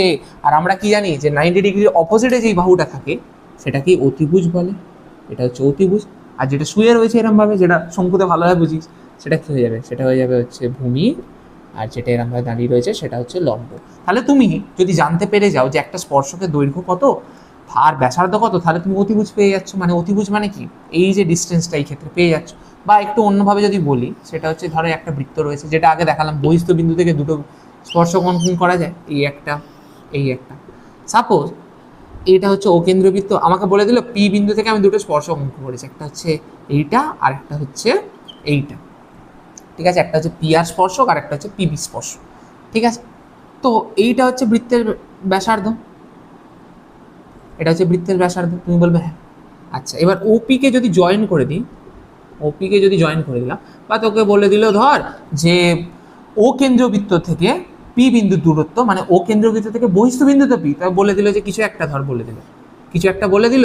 এবার তুই কি জানিস যে বৃত্তের স্পর্শক এবং বৃত্তের স্পর্শবিন্দুগামী ব্যাসার্ধ, হ্যাঁ বৃত্তের স্পর্শক এবং স্পর্শবিন্দুগামী ব্যাসার্ধ সবসময় 90 ডিগ্রিতে থাকে। তাহলে কি হয়ে যাবে, তুই যদি এই ডিস্টেন্সটা জানতে পেরে যাস আর যদি ব্যাসার্ধ ডিস্টেন্সটা জানতে পেরে যাস, তাহলে আরামসে তুই এই ডিস্টেন্সটা পেয়ে যাবি। কিভাবে পাবি না, এই ডিস্টেন্সটা পেয়ে গেলি, এই ডিস্টেন্সটা পেয়ে গেলি, ডাইরেক্ট ফেলবি কিনা 90 ডিগ্রি অপোজিটে যেই বাহুটা সেটাকে কি বলে অতিভুজ বলে। তাহলে ডাইরেক্ট এরকমভাবে অ্যাপ্লাই করবি অতিভুজ স্কোয়ার ইকুয়াল টু লম্ব স্কোয়ার প্লাস ভূমি স্কোয়ার, তাহলে আরামসে কি হবে না তুই স্পর্শকের দৈর্ঘ্যটা পেয়ে যাবে। ঠিক আছে, এটা একটা গেল। আচ্ছা, এবার 5 নম্বরে যে নোটটা সেটা লেখা যাক। সেটা কিছুই না, সেটা হচ্ছে ওই সাধারণ স্পর্শকটা যখন পড়ালাম সেটা রিলেটেড একটা নোট। কি না, দুটি বৃত্তের ক্ষেত্রে, দুটি বৃত্তের ক্ষেত্রে সর্বোচ্চ, দুটি বৃত্তের ক্ষেত্রে সর্বোচ্চ সাধারণ স্পর্শক ইকুয়াল টু কটি হয় না 4টি। দুটি বৃত্তের ক্ষেত্রে সর্বোচ্চ সাধারণ স্পর্শক ইকুয়াল টু 4টি। কীভাবে, এই একটা বৃত্ত ড্র করলাম, এই একটা বৃত্ত ড্র করলাম, ঠিক আছে, এটা একটা স্পর্শক, দুজনের ক্ষেত্রেই কমন। তুমি বলবে হ্যাঁ এই একটা স্পর্শক দাদা। তেমনভাবে সিমিলারভাবে যদি আমি একটা এরাম ড্র করি, তাহলে এটাও একটা স্পর্শক, তুমি বলবে হ্যাঁ এটাও একটা স্পর্শক। তেমনভাবে উপর দিয়ে যদি করি, এটা একটা স্পর্শক, এখান দিয়ে যদি একটা করি তাহলে এই একটা স্পর্শক। তাহলে এই হচ্ছে একটা 1 নম্বর স্পর্শক, এটা হচ্ছে 2 নম্বর স্পর্শক, এটা হচ্ছে 3 নম্বর স্পর্শক, এটা হচ্ছে 4 নম্বর স্পর্শক। তাহলে দুটি বৃত্তের ক্ষেত্রে সর্বোচ্চ কতগুলো স্পর্শক, সাধারণ স্পর্শক ড্র করা যায় না, তুমি বলবে 4। তুমি আরও করে দেখতে পারো, যেমনভাবে আমি যখন বোঝাচ্ছিলাম তেমনভাবে তুমি করতে পারো। এখান দিয়ে যদি করো তাহলে এটা কি স্পর্শক হবে, তুমি বলবে যে না এটা স্পর্শক নয়, এটা তখন কি হয়ে যাবে, এটা তখন হয়ে যাবে ছেদক। কেননা যদি একটা বিন্দুতে যখন ছেদ করবে না, এই যেমন ধরো এখানে এই স্পর্শকটা এই একটা বিন্দুতে ছেদ করেছে, সেমভাবে এখানেও একটা বিন্দুতে ছেদ করে, যদি একটা বিন্দুতে যদি ছেদ করে তখনই সেটা স্পর্শক হয়। তাই জন্য দুটি বৃত্তের ক্ষেত্রে সর্বোচ্চ সাধারণ স্পর্শকের যে ভ্যালুটা সেটা হচ্ছে 4টে, সর্বোচ্চ, হ্যাঁ একদম সর্বোচ্চ 4টে ড্র করা যায়, ঠিক আছে। আর মিনিমাম তো আমার তো যেমনভাবে করেই দেখালাম তেমনভাবে করতে পারো। আচ্ছা, এবার কতগুলো সরল কতগুলো তির্যক সেটা বাড়িতে হোমওয়ার্ক থাকলে এখান থেকে তোমরা বের করে আমাকে কমেন্টে করবে, কটা কমেন্টে লিখবে আর কি, কটা তির্যক, কটা সরল সাধারণ স্পর্শক রয়েছে, ঠিক আছে, এটা লিখতে হবে। তো এটা একটা ইম্পর্টেন্ট পয়েন্ট। আর অন্তবৃত্ত আর পরিবৃত্তের ক্ষেত্রে, অন্তবৃত্ত মানে বলতে চাইছি আমি যেটা, সেটা হচ্ছে এই যে অন্তবৃত্ত আর বহির্বৃত্ত, পরিবৃত্ত নয়, অন্তবৃত্ত আর বহির্বৃত্ত। অন্তবৃত্তর ক্ষেত্রে কি হয় না, অন্তবৃত্তর ক্ষেত্রে আর মাইনাস আর হয়, যেখানে এই আরটা বড় যে হাতের এই আরটা ইকুয়াল টু বোঝাতে চাইছি এই যে বড় বৃত্তের ব্যাসার্ধ, আর স্মল আর বলতে চাইছি ছোট বৃত্তের ব্যাসার্ধ। এটা হচ্ছে অন্তবৃত্তের ক্ষেত্রে আর মাইনাস আর হয়, যে নেট যে আরটা, আর নেটটা মানে হচ্ছে দুটো থেকে যদি বাদ দিই তাহলে যে আমাদের যে ব্যাসার্ধ যেটা পড়ে থাকবে সেটা হচ্ছে আর মাইনাস আর করে বার করতে হবে, ঠিক আছে। আর যদি বহির্বৃত্ত হয়ে যায়, বহির্বৃত্ত যদি হয়ে যায় তাহলে কি হবে না, বহির্বৃত্ত মানে এইখানে একটা বৃত্ত আছে, এইখানে একটা বৃত্ত আছে, তাহলে কি হবে না এইখানে একটা বৃত্ত আছে, এইখানে একটা বৃত্ত রয়েছে, তাহলে বহিবৃত্তর ক্ষেত্রে যে আর নেট আসবে মানে হচ্ছে টোটাল যে আরটা আসবে, ঠিক আছে, সেটা হবে এই বৃত্তটার সাথে এই বৃত্তটার ব্যাসার্ধের যোগফল। মানে এটা যদি আর হয়, এটা যদি স্মল আর হয়, তাহলে কি করতে হবে না, আর প্লাস স্মল আর করতে হবে। চলো এবার 15 নম্বর চ্যাপ্টারের কোশ্চেনগুলো করে নেওয়া যায়।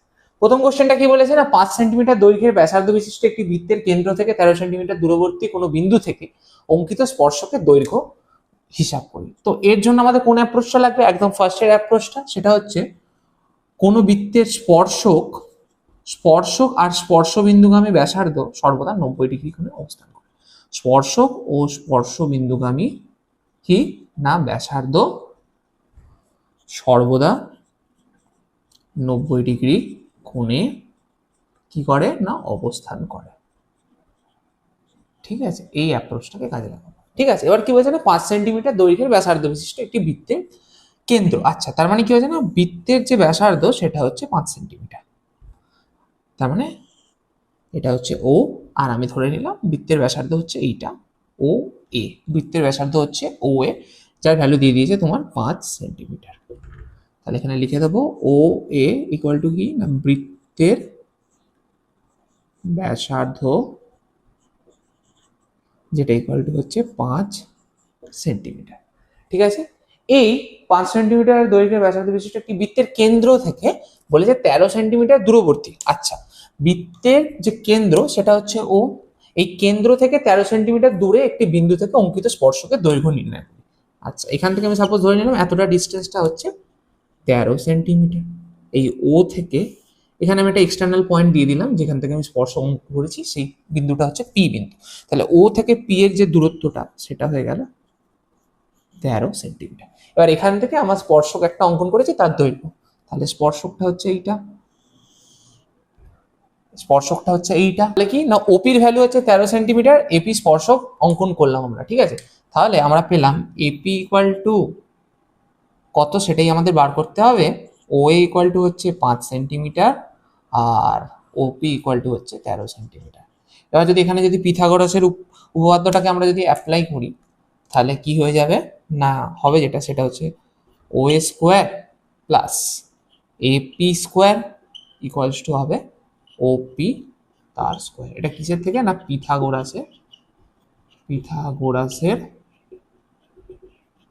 উপপাদ্য। ঠিক আছে, এবার তাহলে ও এ স্কোয়ার, ও এ মানে কত 5 সেন্টিমিটার ছিল, তাই জন্য 5 স্কোয়ার, এপিটাকেই বার করতে হবে, তাই জন্য এপি স্কোয়ার প্লাস ওপি স্কোয়ারের ভ্যালু দিয়ে দিয়েছি, মানে ওপির ভ্যালু দিয়ে দিয়েছিল 13, তাহলে ওপি স্কোয়ারের ভ্যালু কত হবে 13 স্কোয়ার, আর এপি তার স্কোয়ার ইকুয়ালস হবে 13 স্কোয়ার মাইনাস 5 স্কোয়ার। তাহলে 13 স্কোয়ার মানে 169 আর 5 স্কোয়ার মানে 25, আর এখানে এপি স্কোয়ার আছে, এখানে কি ছিল না এপি স্কোয়ার ইকুয়াল টু এখানে কত ছিল 169 মাইনাস 25, তার মানে 144, আর এখানে স্কোয়ার ছিল, এদিকে গেলে রুট হয়ে যাবে, রুট হলেই প্লাস মাইনাস চলে আসবে, প্লাস মাইনাস 144, এটা মাইনাস চলে আসবে হচ্ছে প্লাস মাইনাস 12। এবার যেহেতু দৈর্ঘ্য ঋণাত্মক হতে পারে না, তাই জন্য শুধু এপির ভ্যালুটা কত চলে আসবে না 12, ইউনিট কি ছিল সেন্টিমিটার, তাই জন্য সেন্টিমিটার। তো আশা করি একের কোশ্চেনটা বুঝতে পারলে। এরপর আমরা 2 নম্বর কোশ্চেনটা করবো। আচ্ছা, কি বলেছে এরকম একটা দিয়ে দিয়েছে ছবি, তো আমাকে বলেছে যে পিটিএ ইকুয়াল টু যদি এক্স ডিগ্রি হয় তাহলে এক্স এর ভ্যালু কত। আচ্ছা, আর এখানে একটা দিয়ে দিয়েছে হচ্ছে 30 ডিগ্রি। আচ্ছা, যেটা আর কি সেটা হচ্ছে এখানে লেখা ছিল ল্যাঙ্গুয়েজ, সেটা হচ্ছে ও কেন্দ্রীয় বৃত্তের এইখানে দেখো যে এইটা একটা হচ্ছে ও কেন্দ্রীয় বৃত্তের ওবি, এই যে ওবিটা আর এই যে ওপিটা, এই দুটোই কি বলতো ওবি ও ওপি হলো বৃত্তের কি জানো, বৃত্তের ব্যাসার্ধ। তার জন্য কি হবে জানো, তার জন্য তোমরা বলতেই পারো যে দাদা ওবি ইকুয়াল টু কি ওপি হবে, আমি বলবো একদম ওবি ইকুয়াল টু ওপি হবে, কারণ না বৃত্তের ব্যাসার্ধ তো চেঞ্জ হয় না, এর ভ্যালু এটাও একটা বৃত্তের ব্যাসার্ধ, এটাও একটা বৃত্তের ব্যাসার্ধ, তাই জন্য দুজনের ভ্যালু কি হবে সেম হবে। ব্র্যাকেটে লজিক দিয়ে দেবে যে এরা দুজনেই কি হচ্ছে না বৃত্তের ব্যাসার্ধ। এবার দেখো এইখানে যে অ্যাঙ্গেলটা না ও বিপি দেওয়া রয়েছে 30 ডিগ্রি, এই ও বিপি ইকুয়াল টু হচ্ছে 30 ডিগ্রি যদি হয়, ওপিপি যদি 30 ডিগ্রি হয় তাহলে ও বিপি যদি 30 ডিগ্রি হয় তাহলে ও পিবি এই অ্যাঙ্গেলটা ইকুয়াল টু 30 ডিগ্রি হবে। কেন জানো, কারণ ওবি ইকুয়াল টু ওপি, আর সেটা ওবি ইকুয়াল টু ওপি কেন দাদা, কেননা দুটোই বৃত্তের ব্যাসার্ধ, তাই জন্য যদি এদের যদি দৈর্ঘ্য সমান হয় তাহলে এরাই সেম পরিমাণ কোণ তৈরি করবে, এটাও তাহলে 30 হলে এটাও তাহলে 30 ডিগ্রি হবে। বোঝা গেছে? তুমি বলবে হ্যাঁ দাদা বোঝা গেছে, এটা আমরা তো চ্যাপ্টার 3তেই পড়ি, তাই জন্য আর ডিটেলসে গেলাম না। আচ্ছা, এরপরে কি আছে যে এই ও কেন্দ্রীয় বৃত্তের একটা বহিস্থ বিন্দু হচ্ছে টি, ও কেন্দ্রীয় বৃত্তের বহিস্থ বিন্দু টি, যেখান থেকে আমি একটা স্পর্শক অঙ্কন করেছি, সেই স্পর্শকটা হচ্ছে টিপি। তাহলে কি না, ও কেন্দ্রীয় বৃত্তের বহিস্থ বিন্দু টি থেকে বৃত্তের ওপর আমরা কি করেছি না, বৃত্তের ওপর টিপি স্পর্শক এঁকেছি, অঙ্কন করেছি, অঙ্কন করেছি। তার মানে কি হবে, আমরা কি জানি বৃত্তের স্পর্শক, এই যে বৃত্তের যে স্পর্শক আর যে স্পর্শবিন্দুগামী ব্যাসার্ধ সবসময় 90 ডিগ্রি কোণে অবস্থান করে, তাই জন্য এই অ্যাঙ্গেলটা কত হয়ে যাবে না 90 ডিগ্রি হয়ে যাবে। অর্থাৎ ওপিটি বলে যে অ্যাঙ্গেলটা রয়েছে, ওপিটি ইকুয়াল টু 90 ডিগ্রি হয়ে যাবে। কেননা তুমি এই রিজনটা লিখে দেবে, দিয়ে তারপরে যদি এতটা নাও লিখতে চাও তাহলে বলে দেবে যে বৃত্তের স্পর্শক এবং স্পর্শবিন্দুগামী ব্যাসার্ধ সর্বদা 90 ডিগ্রি কোণে অবস্থান করে, ঠিক আছে, এটা লিখে দিলে হয়ে গেল। তাহলে এই যে অ্যাঙ্গেলটা, এই যে টোটাল অ্যাঙ্গেলটা, এই যে বিপিটি, এই অ্যাঙ্গেলটা মানে কি, এইখানটা করছি অ্যাঙ্গেল বিপিটি, এই যে বিপিটি এই অ্যাঙ্গেলটা মানে হচ্ছে অ্যাঙ্গেল বিপিও। এই বিপিটি অ্যাঙ্গেলটা দুটো ভাগে বিভক্ত, একটা হচ্ছে বিপিও আর একটা হচ্ছে ওপিটি, বিপিও প্লাস ওপিটি, তাই তো। আচ্ছা, বিপিওর ভ্যালু কত 30 ডিগ্রি আর ওপিটির ভ্যালু কত 90 ডিগ্রি, তাহলে টোটাল মিলিয়ে হয়ে যাবে 120 ডিগ্রি। তাহলে অ্যাঙ্গেল বিপিটি ইকুয়াল টু এসে গেল হচ্ছে 120 ডিগ্রি। এবার এক্সট্রা আরামসে বার করে নিতে পারবে এই ত্রিভুজটাকে কাজে লাগিয়ে। এবার ত্রিভুজ আমরা কোনটা কাজে লাগাবো না, বিপিটি ত্রিভুজ থেকে কি পাবে, বিপিটি ত্রিভুজ থেকে আমরা পাবো angle B plus angle P, angle B plus angle P plus angle T equal to 180 degree. তোমরা বলবে কিভাবে দাদা, কেননা ত্রিভুজের তিনটে কোনো সমষ্টি 180 ডিগ্রি হয়। তুমি বলবে হ্যাঁ দাদা। এবার দেখো বি এর জায়গায় ভ্যালু বসিয়ে দাও, বি এর ভ্যালু হচ্ছে 30 ডিগ্রি, পি এর ভ্যালু হলো 120 ডিগ্রি আর angle T equal to 180 degree. এবার এখান থেকে যদি অ্যাঙ্গেল টি বার করো তাহলে কত, 30 প্লাস 120 150 হয়, এখানে 150 পজিটিভ আছে, গেলে নেগেটিভ হয়ে যাবে, তাহলে অ্যাঙ্গেল টি ইকুয়াল টু আসবে হচ্ছে 180 ডিগ্রি মাইনাস 130 ডিগ্রি, এই সরি 180 ডিগ্রি মাইনাস হচ্ছে 120 আর 30 150 ডিগ্রি, সরি করলে আসবে হচ্ছে 30 ডিগ্রি। তাহলে এই এক্স এর ভ্যালু কত এলো, অ্যাঙ্গেল এক্স বা অ্যাঙ্গেল পিটিএ এর ভ্যালুটা এলো হচ্ছে 30 ডিগ্রি। আশা করি এই কোশ্চেনটাও বুঝতে পারলে। এরপরে এই কোশ্চেনটা আমরা করে নেব। এই কোশ্চেনটার ক্ষেত্রে আমাদের অ্যাপ্রোচ কি হবে না, এই কোশ্চেনটার ক্ষেত্রে আমাদের অ্যাপ্রোচ হবে হচ্ছে বৃত্তের কোনো বহিস্থ বিন্দু থেকে, বৃত্তের কোনো বহিস্থ বিন্দু থেকে যে দুটি স্পর্শক অঙ্কন করা যায় তাদের দৈর্ঘ্য সমান, ঠিক আছে। তাহলে কি হবে না, এখানে দেখো বৃত্তের এটা হচ্ছে ও কেন্দ্রীয় বৃত্ত, এই ও কেন্দ্রীয় বৃত্তের বহিস্থ বিন্দু হচ্ছে এ, এবার এ থেকে দুটো স্পর্শক অঙ্কন করেছে, একটা হচ্ছে এপি আর একটা হচ্ছে এ আর। তেমন ভাবে এই বহিস্থ বিন্দু ও কেন্দ্রীয় বৃত্তের বহিস্থ বিন্দু বি, যেখান থেকে দুটো স্পর্শক অঙ্কন করেছে, একটা হচ্ছে বিপি একটা হচ্ছে বিকিউ। তেমন ভাবে বৃত্তের আরেকটা বহিস্থ বিন্দু হচ্ছে সি, এখান থেকে দুটো স্পর্শক, একটা হচ্ছে সিকিউ আর একটা হচ্ছে সিআর, এই দুটো স্পর্শক অঙ্কন করেছে দাদা। আচ্ছা, তোমরা বুঝতে পেরে গেছো। আর আমি এর সাথে লিখেছিলাম বৃত্তের কোনো বহিস্থ বিন্দু থেকে যে দুটি স্পর্শক অঙ্কন করা যায় তাদের দৈর্ঘ্য সমান হয়। তার মানে কি হবে, এই এপির যা দৈর্ঘ্য হবে, এই এপির যা দৈর্ঘ্য হবে এ আর এরও তাই দৈর্ঘ্য হবে, তাই তো। আবার বিপির যা দৈর্ঘ্য হবে বি আর এরও তাই দৈর্ঘ্য হবে, আবার বিপির যা দৈর্ঘ্য হবে, সরি বি আর নয় বি কিউ এরও তাই দৈর্ঘ্য হবে, আবার সিমিলার ভাবে সি আর এর যা দৈর্ঘ্য হবে সি কিউ এরও তাই দৈর্ঘ্য হবে। তুমি বলবে হ্যাঁ দাদা তাই হবে। আচ্ছা, তাহলে এবার দেখো এপির ভ্যালু বলে দিয়েছে হচ্ছে 4 সেন্টিমিটার, তাহলে এইটা 4 হলে এইটাও 4 হয়ে যাবে, কেননা এপির যা দৈর্ঘ্য হবে এর তাই দৈর্ঘ্য হবে। আবার কি বলে দিয়েছে, বিপির ভ্যালু 6, বিপির ভ্যালু যদি 6 হয়ে যায় বিকিউ এর ভ্যালুও তাহলে কত হয়ে যাবে 6 হয়ে যাবে। আচ্ছা, এবার বলে দিয়েছে এসিটা টোটালটা হচ্ছে 12 সেন্টিমিটার, মানে এ থেকে সি টোটালটা হচ্ছে 12 সেন্টিমিটার। এইখানটা 4 তো হয়েই গেছে, তাহলে এখানটা কত হবে 12 মাইনাস 4, কেননা এই টোটালটা বলছে হচ্ছে 12, এতটা হচ্ছে 4, তাহলে নিচের অংশটা কত হবে 12 মাইনাস 4 মানে কত হয়ে যাবে, এটা হয়ে গেল 8 সেন্টিমিটার। তাহলে সিআর এর ভ্যালু কত হবে না 12 - 4 = 8 সেন্টিমিটার। এবার সিআর এর যা ভ্যালু হবে সিকিউ এরও তাই ভ্যালু হবে, যেটা হচ্ছে 8 সেন্টিমিটার। কেন দাদা তাই হবে? কেননা বৃত্তের কোনো বহিঃস্থবিন্দু থেকে যে দুটি স্পর্শক অঙ্কন করা যায় তাদের দৈর্ঘ্য সমান হয়। সি থেকে আমি দুটো স্পর্শক অঙ্কন করেছিলাম, একটা হচ্ছে সিআর, একটা হচ্ছে সিকিউ। তাই জন্য সিআর এর ভ্যালুও যদি 8 হয় তাহলে সিকিউ এর ভ্যালুও 8 হবে। এবার আমাদের জানতে চেয়েছে যে বিসির ভ্যালু কত হবে। আচ্ছা, এই বিসির ভ্যালুটা কত হবে সেটা জানতে চেয়েছে। এবার দেখো বিসি মানে হচ্ছে এইখান থেকে এতটা, বিসি মানে কতটা, এইখান থেকে এতটা। তাহলে বিসিটা দুটো ভাগে বিভক্ত, একটা হচ্ছে বিকিউ আর একটা হচ্ছে কিউসি। তাহলে বিসি ইকুয়াল টু কি না, একটা হচ্ছে বিকিউ প্লাস কিউসি, তাই তো। এবার দেখো বিকিউ এর ভ্যালু কত 6 সেন্টিমিটার, আর কিউসি বা সিকিউ এর ভ্যালু এক্ষুনি বার করলাম যেটা হচ্ছে 8 সেন্টিমিটার। তাহলে 6 + 8 করলে আসবে হচ্ছে 14 সেন্টিমিটার। তো আশা করি 1, 2 আর 3 এর যে কোশ্চেনের সলিউশনটা বুঝতে পেরেছি। চলো পরের দুটো কোশ্চেন করে নেওয়া যাক। প্রথমে একটা ডায়াগ্রাম দিয়ে দিয়েছে, বলে দিয়েছে যে C P equal to 11 centimetre, B C equal to হচ্ছে 7 সেন্টিমিটার। তাহলে বিআর এর ভ্যালু কত? আচ্ছা, কি বলা ছিল কোশ্চেনটা না, বলা ছিল হচ্ছে ও কেন্দ্রীয় বৃত্তের বহিস্থবিন্দু সি থেকে দুটি স্পর্শক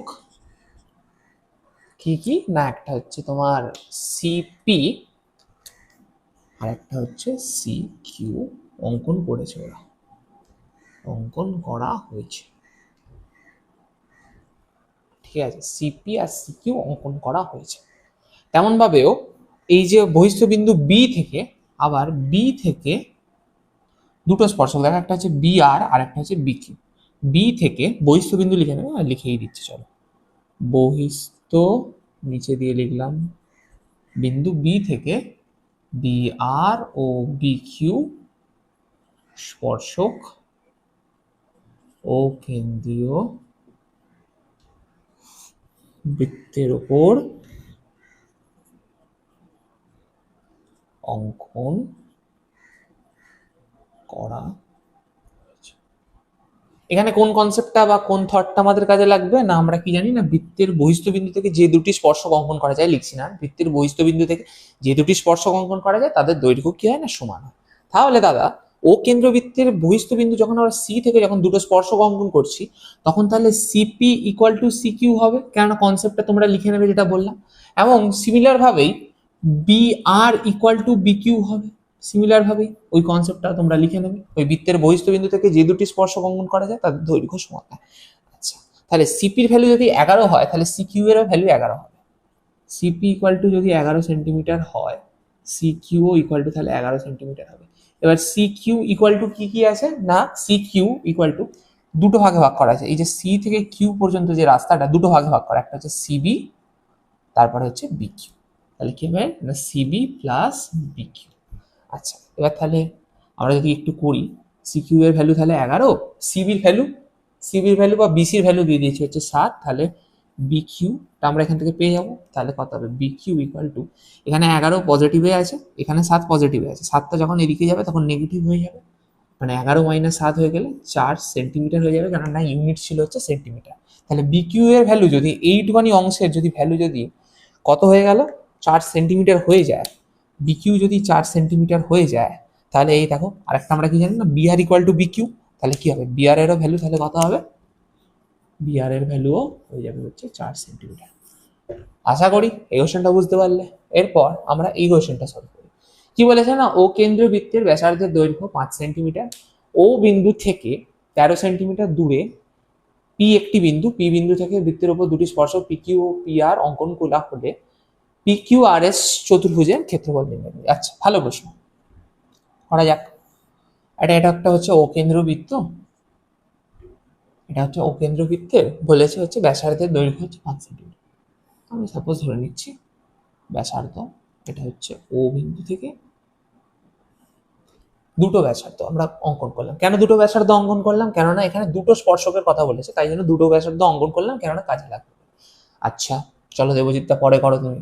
আচ্ছা, ও বিন্দু থেকে পি, আর যেহেতু বলে দিয়েছে পি বিন্দু থেকে, আচ্ছা ও বিন্দু থেকে পি বিন্দুর যে ডিস্টেন্সটা সেটা কতটা দিয়ে দিয়েছে না, বলেছে 13 সেন্টিমিটার দূরে।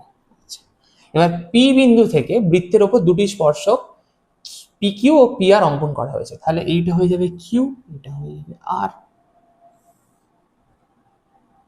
এটা হয়ে গেল পি, এটা হয়ে গেল পি কিউ, আর এটা হয়ে গেল পি আর। ঠিক আছে, এবার এই দুটো তো দেখো O Q equal to O R equal to কি না বৃত্তের ব্যাসার্ধ, বৃত্তের ব্যাসার্ধ যার ভ্যালু কত 5 সেন্টিমিটার। ঠিক আছে, তাহলে এটাও 5, এটাও 5। আচ্ছা, আর কি বলে দিয়েছে না ও বিন্দু থেকে 13 সেন্টিমিটার দূরে, তার মানে হচ্ছে না ওপির যে ভ্যালুটা, ওপির যে ভ্যালুটা সেটা হচ্ছে এই ও থেকে পি বিন্দুর যে ভ্যালুটা সেটা হচ্ছে 13 সেন্টিমিটার। তাহলে আমরা লিখবো এবারে এই যে ও পি এর ভ্যালুটা বলে দিয়েছে হচ্ছে 13 সেন্টিমিটার। তাহলে নিশ্চয়ই তোমরা কিউপি এর ভ্যালুটা বার করে নিতে পারবে। এই যে কিউপি এর ভ্যালুটাও যেমন বার করে নিতে পারবে তেমন ভাবে আর পি এর ভ্যালুটাও বার করে নিতে পারবে। যেমন ভাবে কিউপি বার করে নেবে তেমন ভাবে আর পিও বার করে নিও। তাহলে কিউপি এর যখন ভ্যালু বার করবে তখন আমাদের কি লাগবে, কিউপি এর যখন ভ্যালুটা বার করবো তখন আমাদের এখানে কি অ্যাপ্রোচ হওয়া উচিত না সেই পিথাগোরাসের উপপাদ্য। কেননা এইখানটা তো 90 ডিগ্রি, এইখানটাও 90 ডিগ্রি। তুমি বলবে কিভাবে 90 ডিগ্রি, কেননা বৃত্তের যে স্পর্শক, এই যে বৃত্তের যে স্পর্শক আর স্পর্শ বিন্দু যে আমি যে ব্যাসার্ধ সর্বদা কি হয় না 90 ডিগ্রি কোনো অবস্থান করে, আগেই পড়িয়েছি। তাহলে কিউপির ভ্যালু তোমরা কিভাবে বার করবে না, আমরা জানি যেটা সেটা হচ্ছে পিথাগোরাসের মানে উপপাদ্যটা যদি অ্যাপ্লাই করি ও কিউপি ত্রিভুজের ক্ষেত্রে, তাহলে আমরা লিখবো O Q square plus QP square equal to হয়ে যাবে ও পি স্কোয়ার। আর ও কিউ এর ভ্যালু কত 5 ছিল এবং তার স্কোয়ার মানে 5 স্কোয়ার। কিউপি এর ভ্যালুটাই বার করব, তাই জন্য কিউপি স্কোয়ার রইলো যেমন কিউপি স্কোয়ার ছিল, আর ওপির ভ্যালু ছিল হচ্ছে 13 এবং যেহেতু তার স্কোয়ার আছে তাই জন্য তার স্কোয়ার। এবার QP square equal two 13 square মানে হচ্ছে 169। এখানে 5 স্কোয়ার পজিটিভে ছিল, এদিকে গেলে নেগেটিভ হয়ে যাবে, আর 5 স্কোয়ার মানে হয় 25। ঠিক আছে, তাহলে কিউপি স্কোয়ার ইকুয়াল টু আসবে 144। এরকম আগেই একটা অঙ্কন করলাম, মানে অঙ্ক করলাম আর অঙ্কন কেন বলছি, তাহলে কিউপি এর ভ্যালুটা চলে আসলো হচ্ছে 12 সেন্টিমিটার। প্লাস মাইনাস কেসটা এখানে আর বললাম না, তাহলে এটা হচ্ছে 12 সেন্টিমিটার। আচ্ছা, কিউপি এর ভ্যালু আমাদের 12 সেন্টিমিটার বেরিয়েছে। এখানে একটু ভুল করে আর কি লেখা রয়েছে পি কিউ আর এস হবে না, তাই জন্য আমি আর কি পজ করলাম ভিডিওটা। এখানে হবে হচ্ছে পি কিউ ও আর চতুর্ভুজের ক্ষেত্রফল। ঠিক আছে, আচ্ছা এবার পি কিউ, এই যে এইটা পি কিউ ও আর, এই যে চতুর্ভুজটা যেটা হচ্ছে এর ক্ষেত্রফলটা বার করতে হবে। আচ্ছা, এই জিনিসটা আমি এখানটা যদি করি, এখানটা মুছছি একটু, এটা আশা করি তোমরা লিখে নিয়েছো, তো এই দিকটা আমি মুছলাম। এই পি কিউ ও আর, এই যে চতুর্ভুজটা পি কিউ ও আর যে চতুর্ভুজটা, এটা দুটো ত্রিভুজের ক্ষেত্রফলের সমান। পি কিউ ও আর এর যে ক্ষেত্রফলটা না, এর যে ক্ষেত্রফল দুটি ত্রিভুজের ক্ষেত্রফলের সমান। একটা হচ্ছে পি কিউ ও ত্রিভুজের ক্ষেত্রফল, এই যে পি কিউ ও ত্রিভুজের ক্ষেত্রফল প্লাস পি ও আর ত্রিভুজের ক্ষেত্রফল, আর এর ক্ষেত্রফল। আচ্ছা, পি কিউ ও আর এর ক্ষেত্রফল ইকুয়াল টু ত্রিভুজ পি কিউ ওর ক্ষেত্রফল প্লাস পি ও আর এর ক্ষেত্রফল। আচ্ছা, এবার দেখো এটাও যখন 5 ছিল এটা 13 ছিল, তাহলে আর বলার বাকি থাকে না এটা 12 হবে, কারণ এটাও যেমন ভাবে 12 এসছে, তুমি যদি এটাকেও করো সেমন ভাবে 12ই আসবে। ঠিক আছে, এবার তাহলে পি কিউ ও ত্রিভুজের ক্ষেত্রফল। এবার আমরা ত্রিভুজের ক্ষেত্রফল কি জানি না, ত্রিভুজের ক্ষেত্রফল ইকুয়াল টু কি হয় না half into base into height, বা হাফ ইন্টু ভূমি ইন্টু উচ্চতা। তাহলে কত হবে, হাফ ইন্টু ভূমি মানে কত, এই ক্ষেত্রে ভূমি হচ্ছে আমাদের 12 ইন্টু উচ্চতা মানে হচ্ছে 5 প্লাস হাফ ইন্টু ভূমি ইন্টু উচ্চতা, তাহলে 6, তার মানে এটা হয়ে গেল হচ্ছে তোমার 30 প্লাস 30, তাহলে অ্যান্সার আসবে হচ্ছে 60 কি সেন্টিমিটার স্কোয়ার। তো আশা করি এই 5-এর কোশ্চেনটাও বোঝা গেছে। চলো পরের দুটো কোশ্চেন করে নেওয়া যাক। কি বলেছে না পাশের চিত্রে, এই যে পাশের চিত্রের জায়গায় নিচে হয়ে গেছে চিত্রটা, যে যাই হোক, পাশের চিত্রে এ বি সি কেন্দ্র বিশিষ্ট 3টি বৃত্ত বহিঃস্পর্শ করে যদি, আচ্ছা বহিঃস্পর্শ করছে যখন, এই ওয়ার্ডটাকে একটু খেয়াল রাখো, বহিঃস্পর্শ। এই বহিঃস্পর্শ যখন করে তখন আমি লিখিয়েছিলাম এক্সট্রা নোটে, কি লিখেছিলাম না যে আর নেট যেটা থাকে না, এই দুটো বৃত্তকে মিলিয়ে যে আর নেটটা যেটা আছে সেটা হচ্ছে বড় বৃত্তের আর প্লাস ছোট বৃত্তের আর কে যোগ করে আমাদের যে মোট আর কি ব্যাসার্ধটা সেটা পেয়ে যাবো। ঠিক আছে, তো এটা জাস্ট লিখে রাখলাম যদি কোথাও কাজে লাগে। যদি A B equal to 5 centimetre হয়, আচ্ছা A B equal to 5 centimetre, A B equal to 5 centimetre, BC মানে বিসি, বিসি ইকুয়াল টু হচ্ছে 7 সেন্টিমিটার। আর সি এ মানে যে সি এ মানে হচ্ছে আমাদের 6 সেন্টিমিটার। ঠিক আছে, এবার এটা হচ্ছে এ কেন্দ্রীয় বৃত্ত, এই যে লিখেই দিয়েছে এ বি সি তিনটে কেন্দ্রীয় বৃত্ত রয়েছে এখানে, একটা হচ্ছে এ কেন্দ্রীয় বৃত্ত, এটা বি কেন্দ্রীয় বৃত্ত, এটা সি কেন্দ্রীয় বৃত্ত। সাপোজ ধরে নিই এ কেন্দ্রীয় বৃত্তের ব্যাসার্ধ ইকুয়াল টু এক্স সেন্টিমিটার, তেমন ভাবে বি কেন্দ্রীয় বৃত্তের ব্যাসার্ধ ইকুয়াল টু হচ্ছে ওয়াই সেন্টিমিটার, তেমন ভাবে সি কেন্দ্রীয় বৃত্তের ব্যাসার্ধ ইকুয়াল টু হচ্ছে জেড সেন্টিমিটার। ঠিক আছে, এবারে এবি মানেটা কি দাদা? না এবি মানেটা হচ্ছে এ থেকে পি, পি থেকে বি, এ থেকে পি প্লাস পি থেকে বি। তেমন ভাবে বিসিটা কি দাদা? বি থেকে আর, আর থেকে সি, বি থেকে আর প্লাস আর থেকে সি। আচ্ছা, সি এটা কি দাদা? সি এটা হচ্ছে সি থেকে কিউ, কিউ থেকে এ, সি থেকে কিউ প্লাস কিউ এ, তাই তো?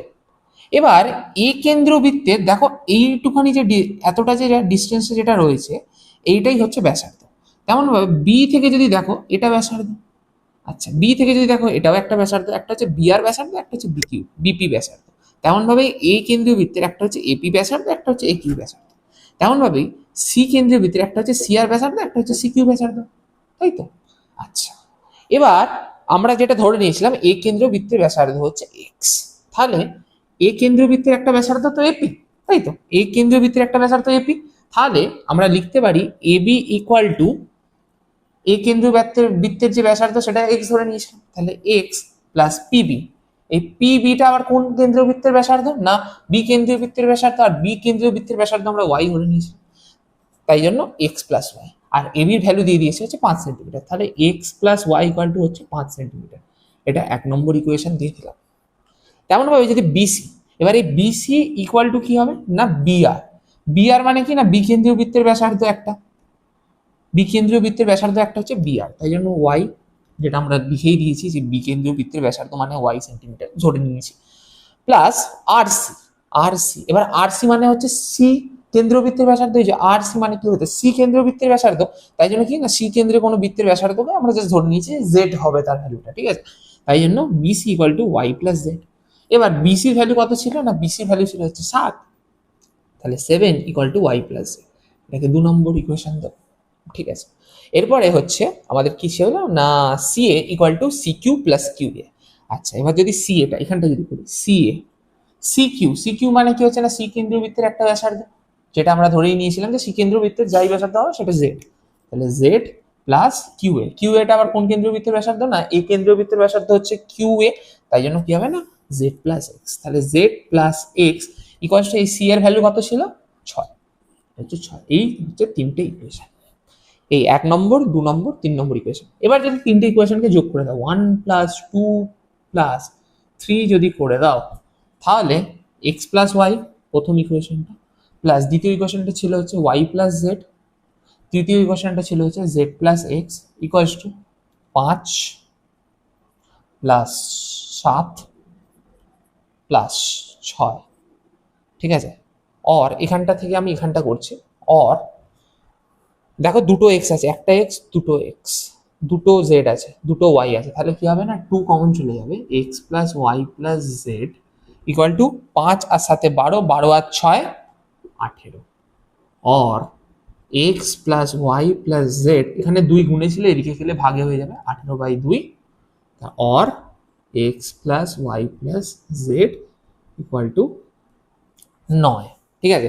এবার আমাদের কোন কেন্দ্রীয় বৃত্তের ব্যাসার্ধ চেয়েছে? না এ কেন্দ্রীয় বৃত্তের ব্যাসার্ধ। এ কেন্দ্রীয় বৃত্তের ব্যাসার্ধ হচ্ছে আমাদের এক্স ধরেছিলাম, তার মানে কি x plus Y plus z equals to 9।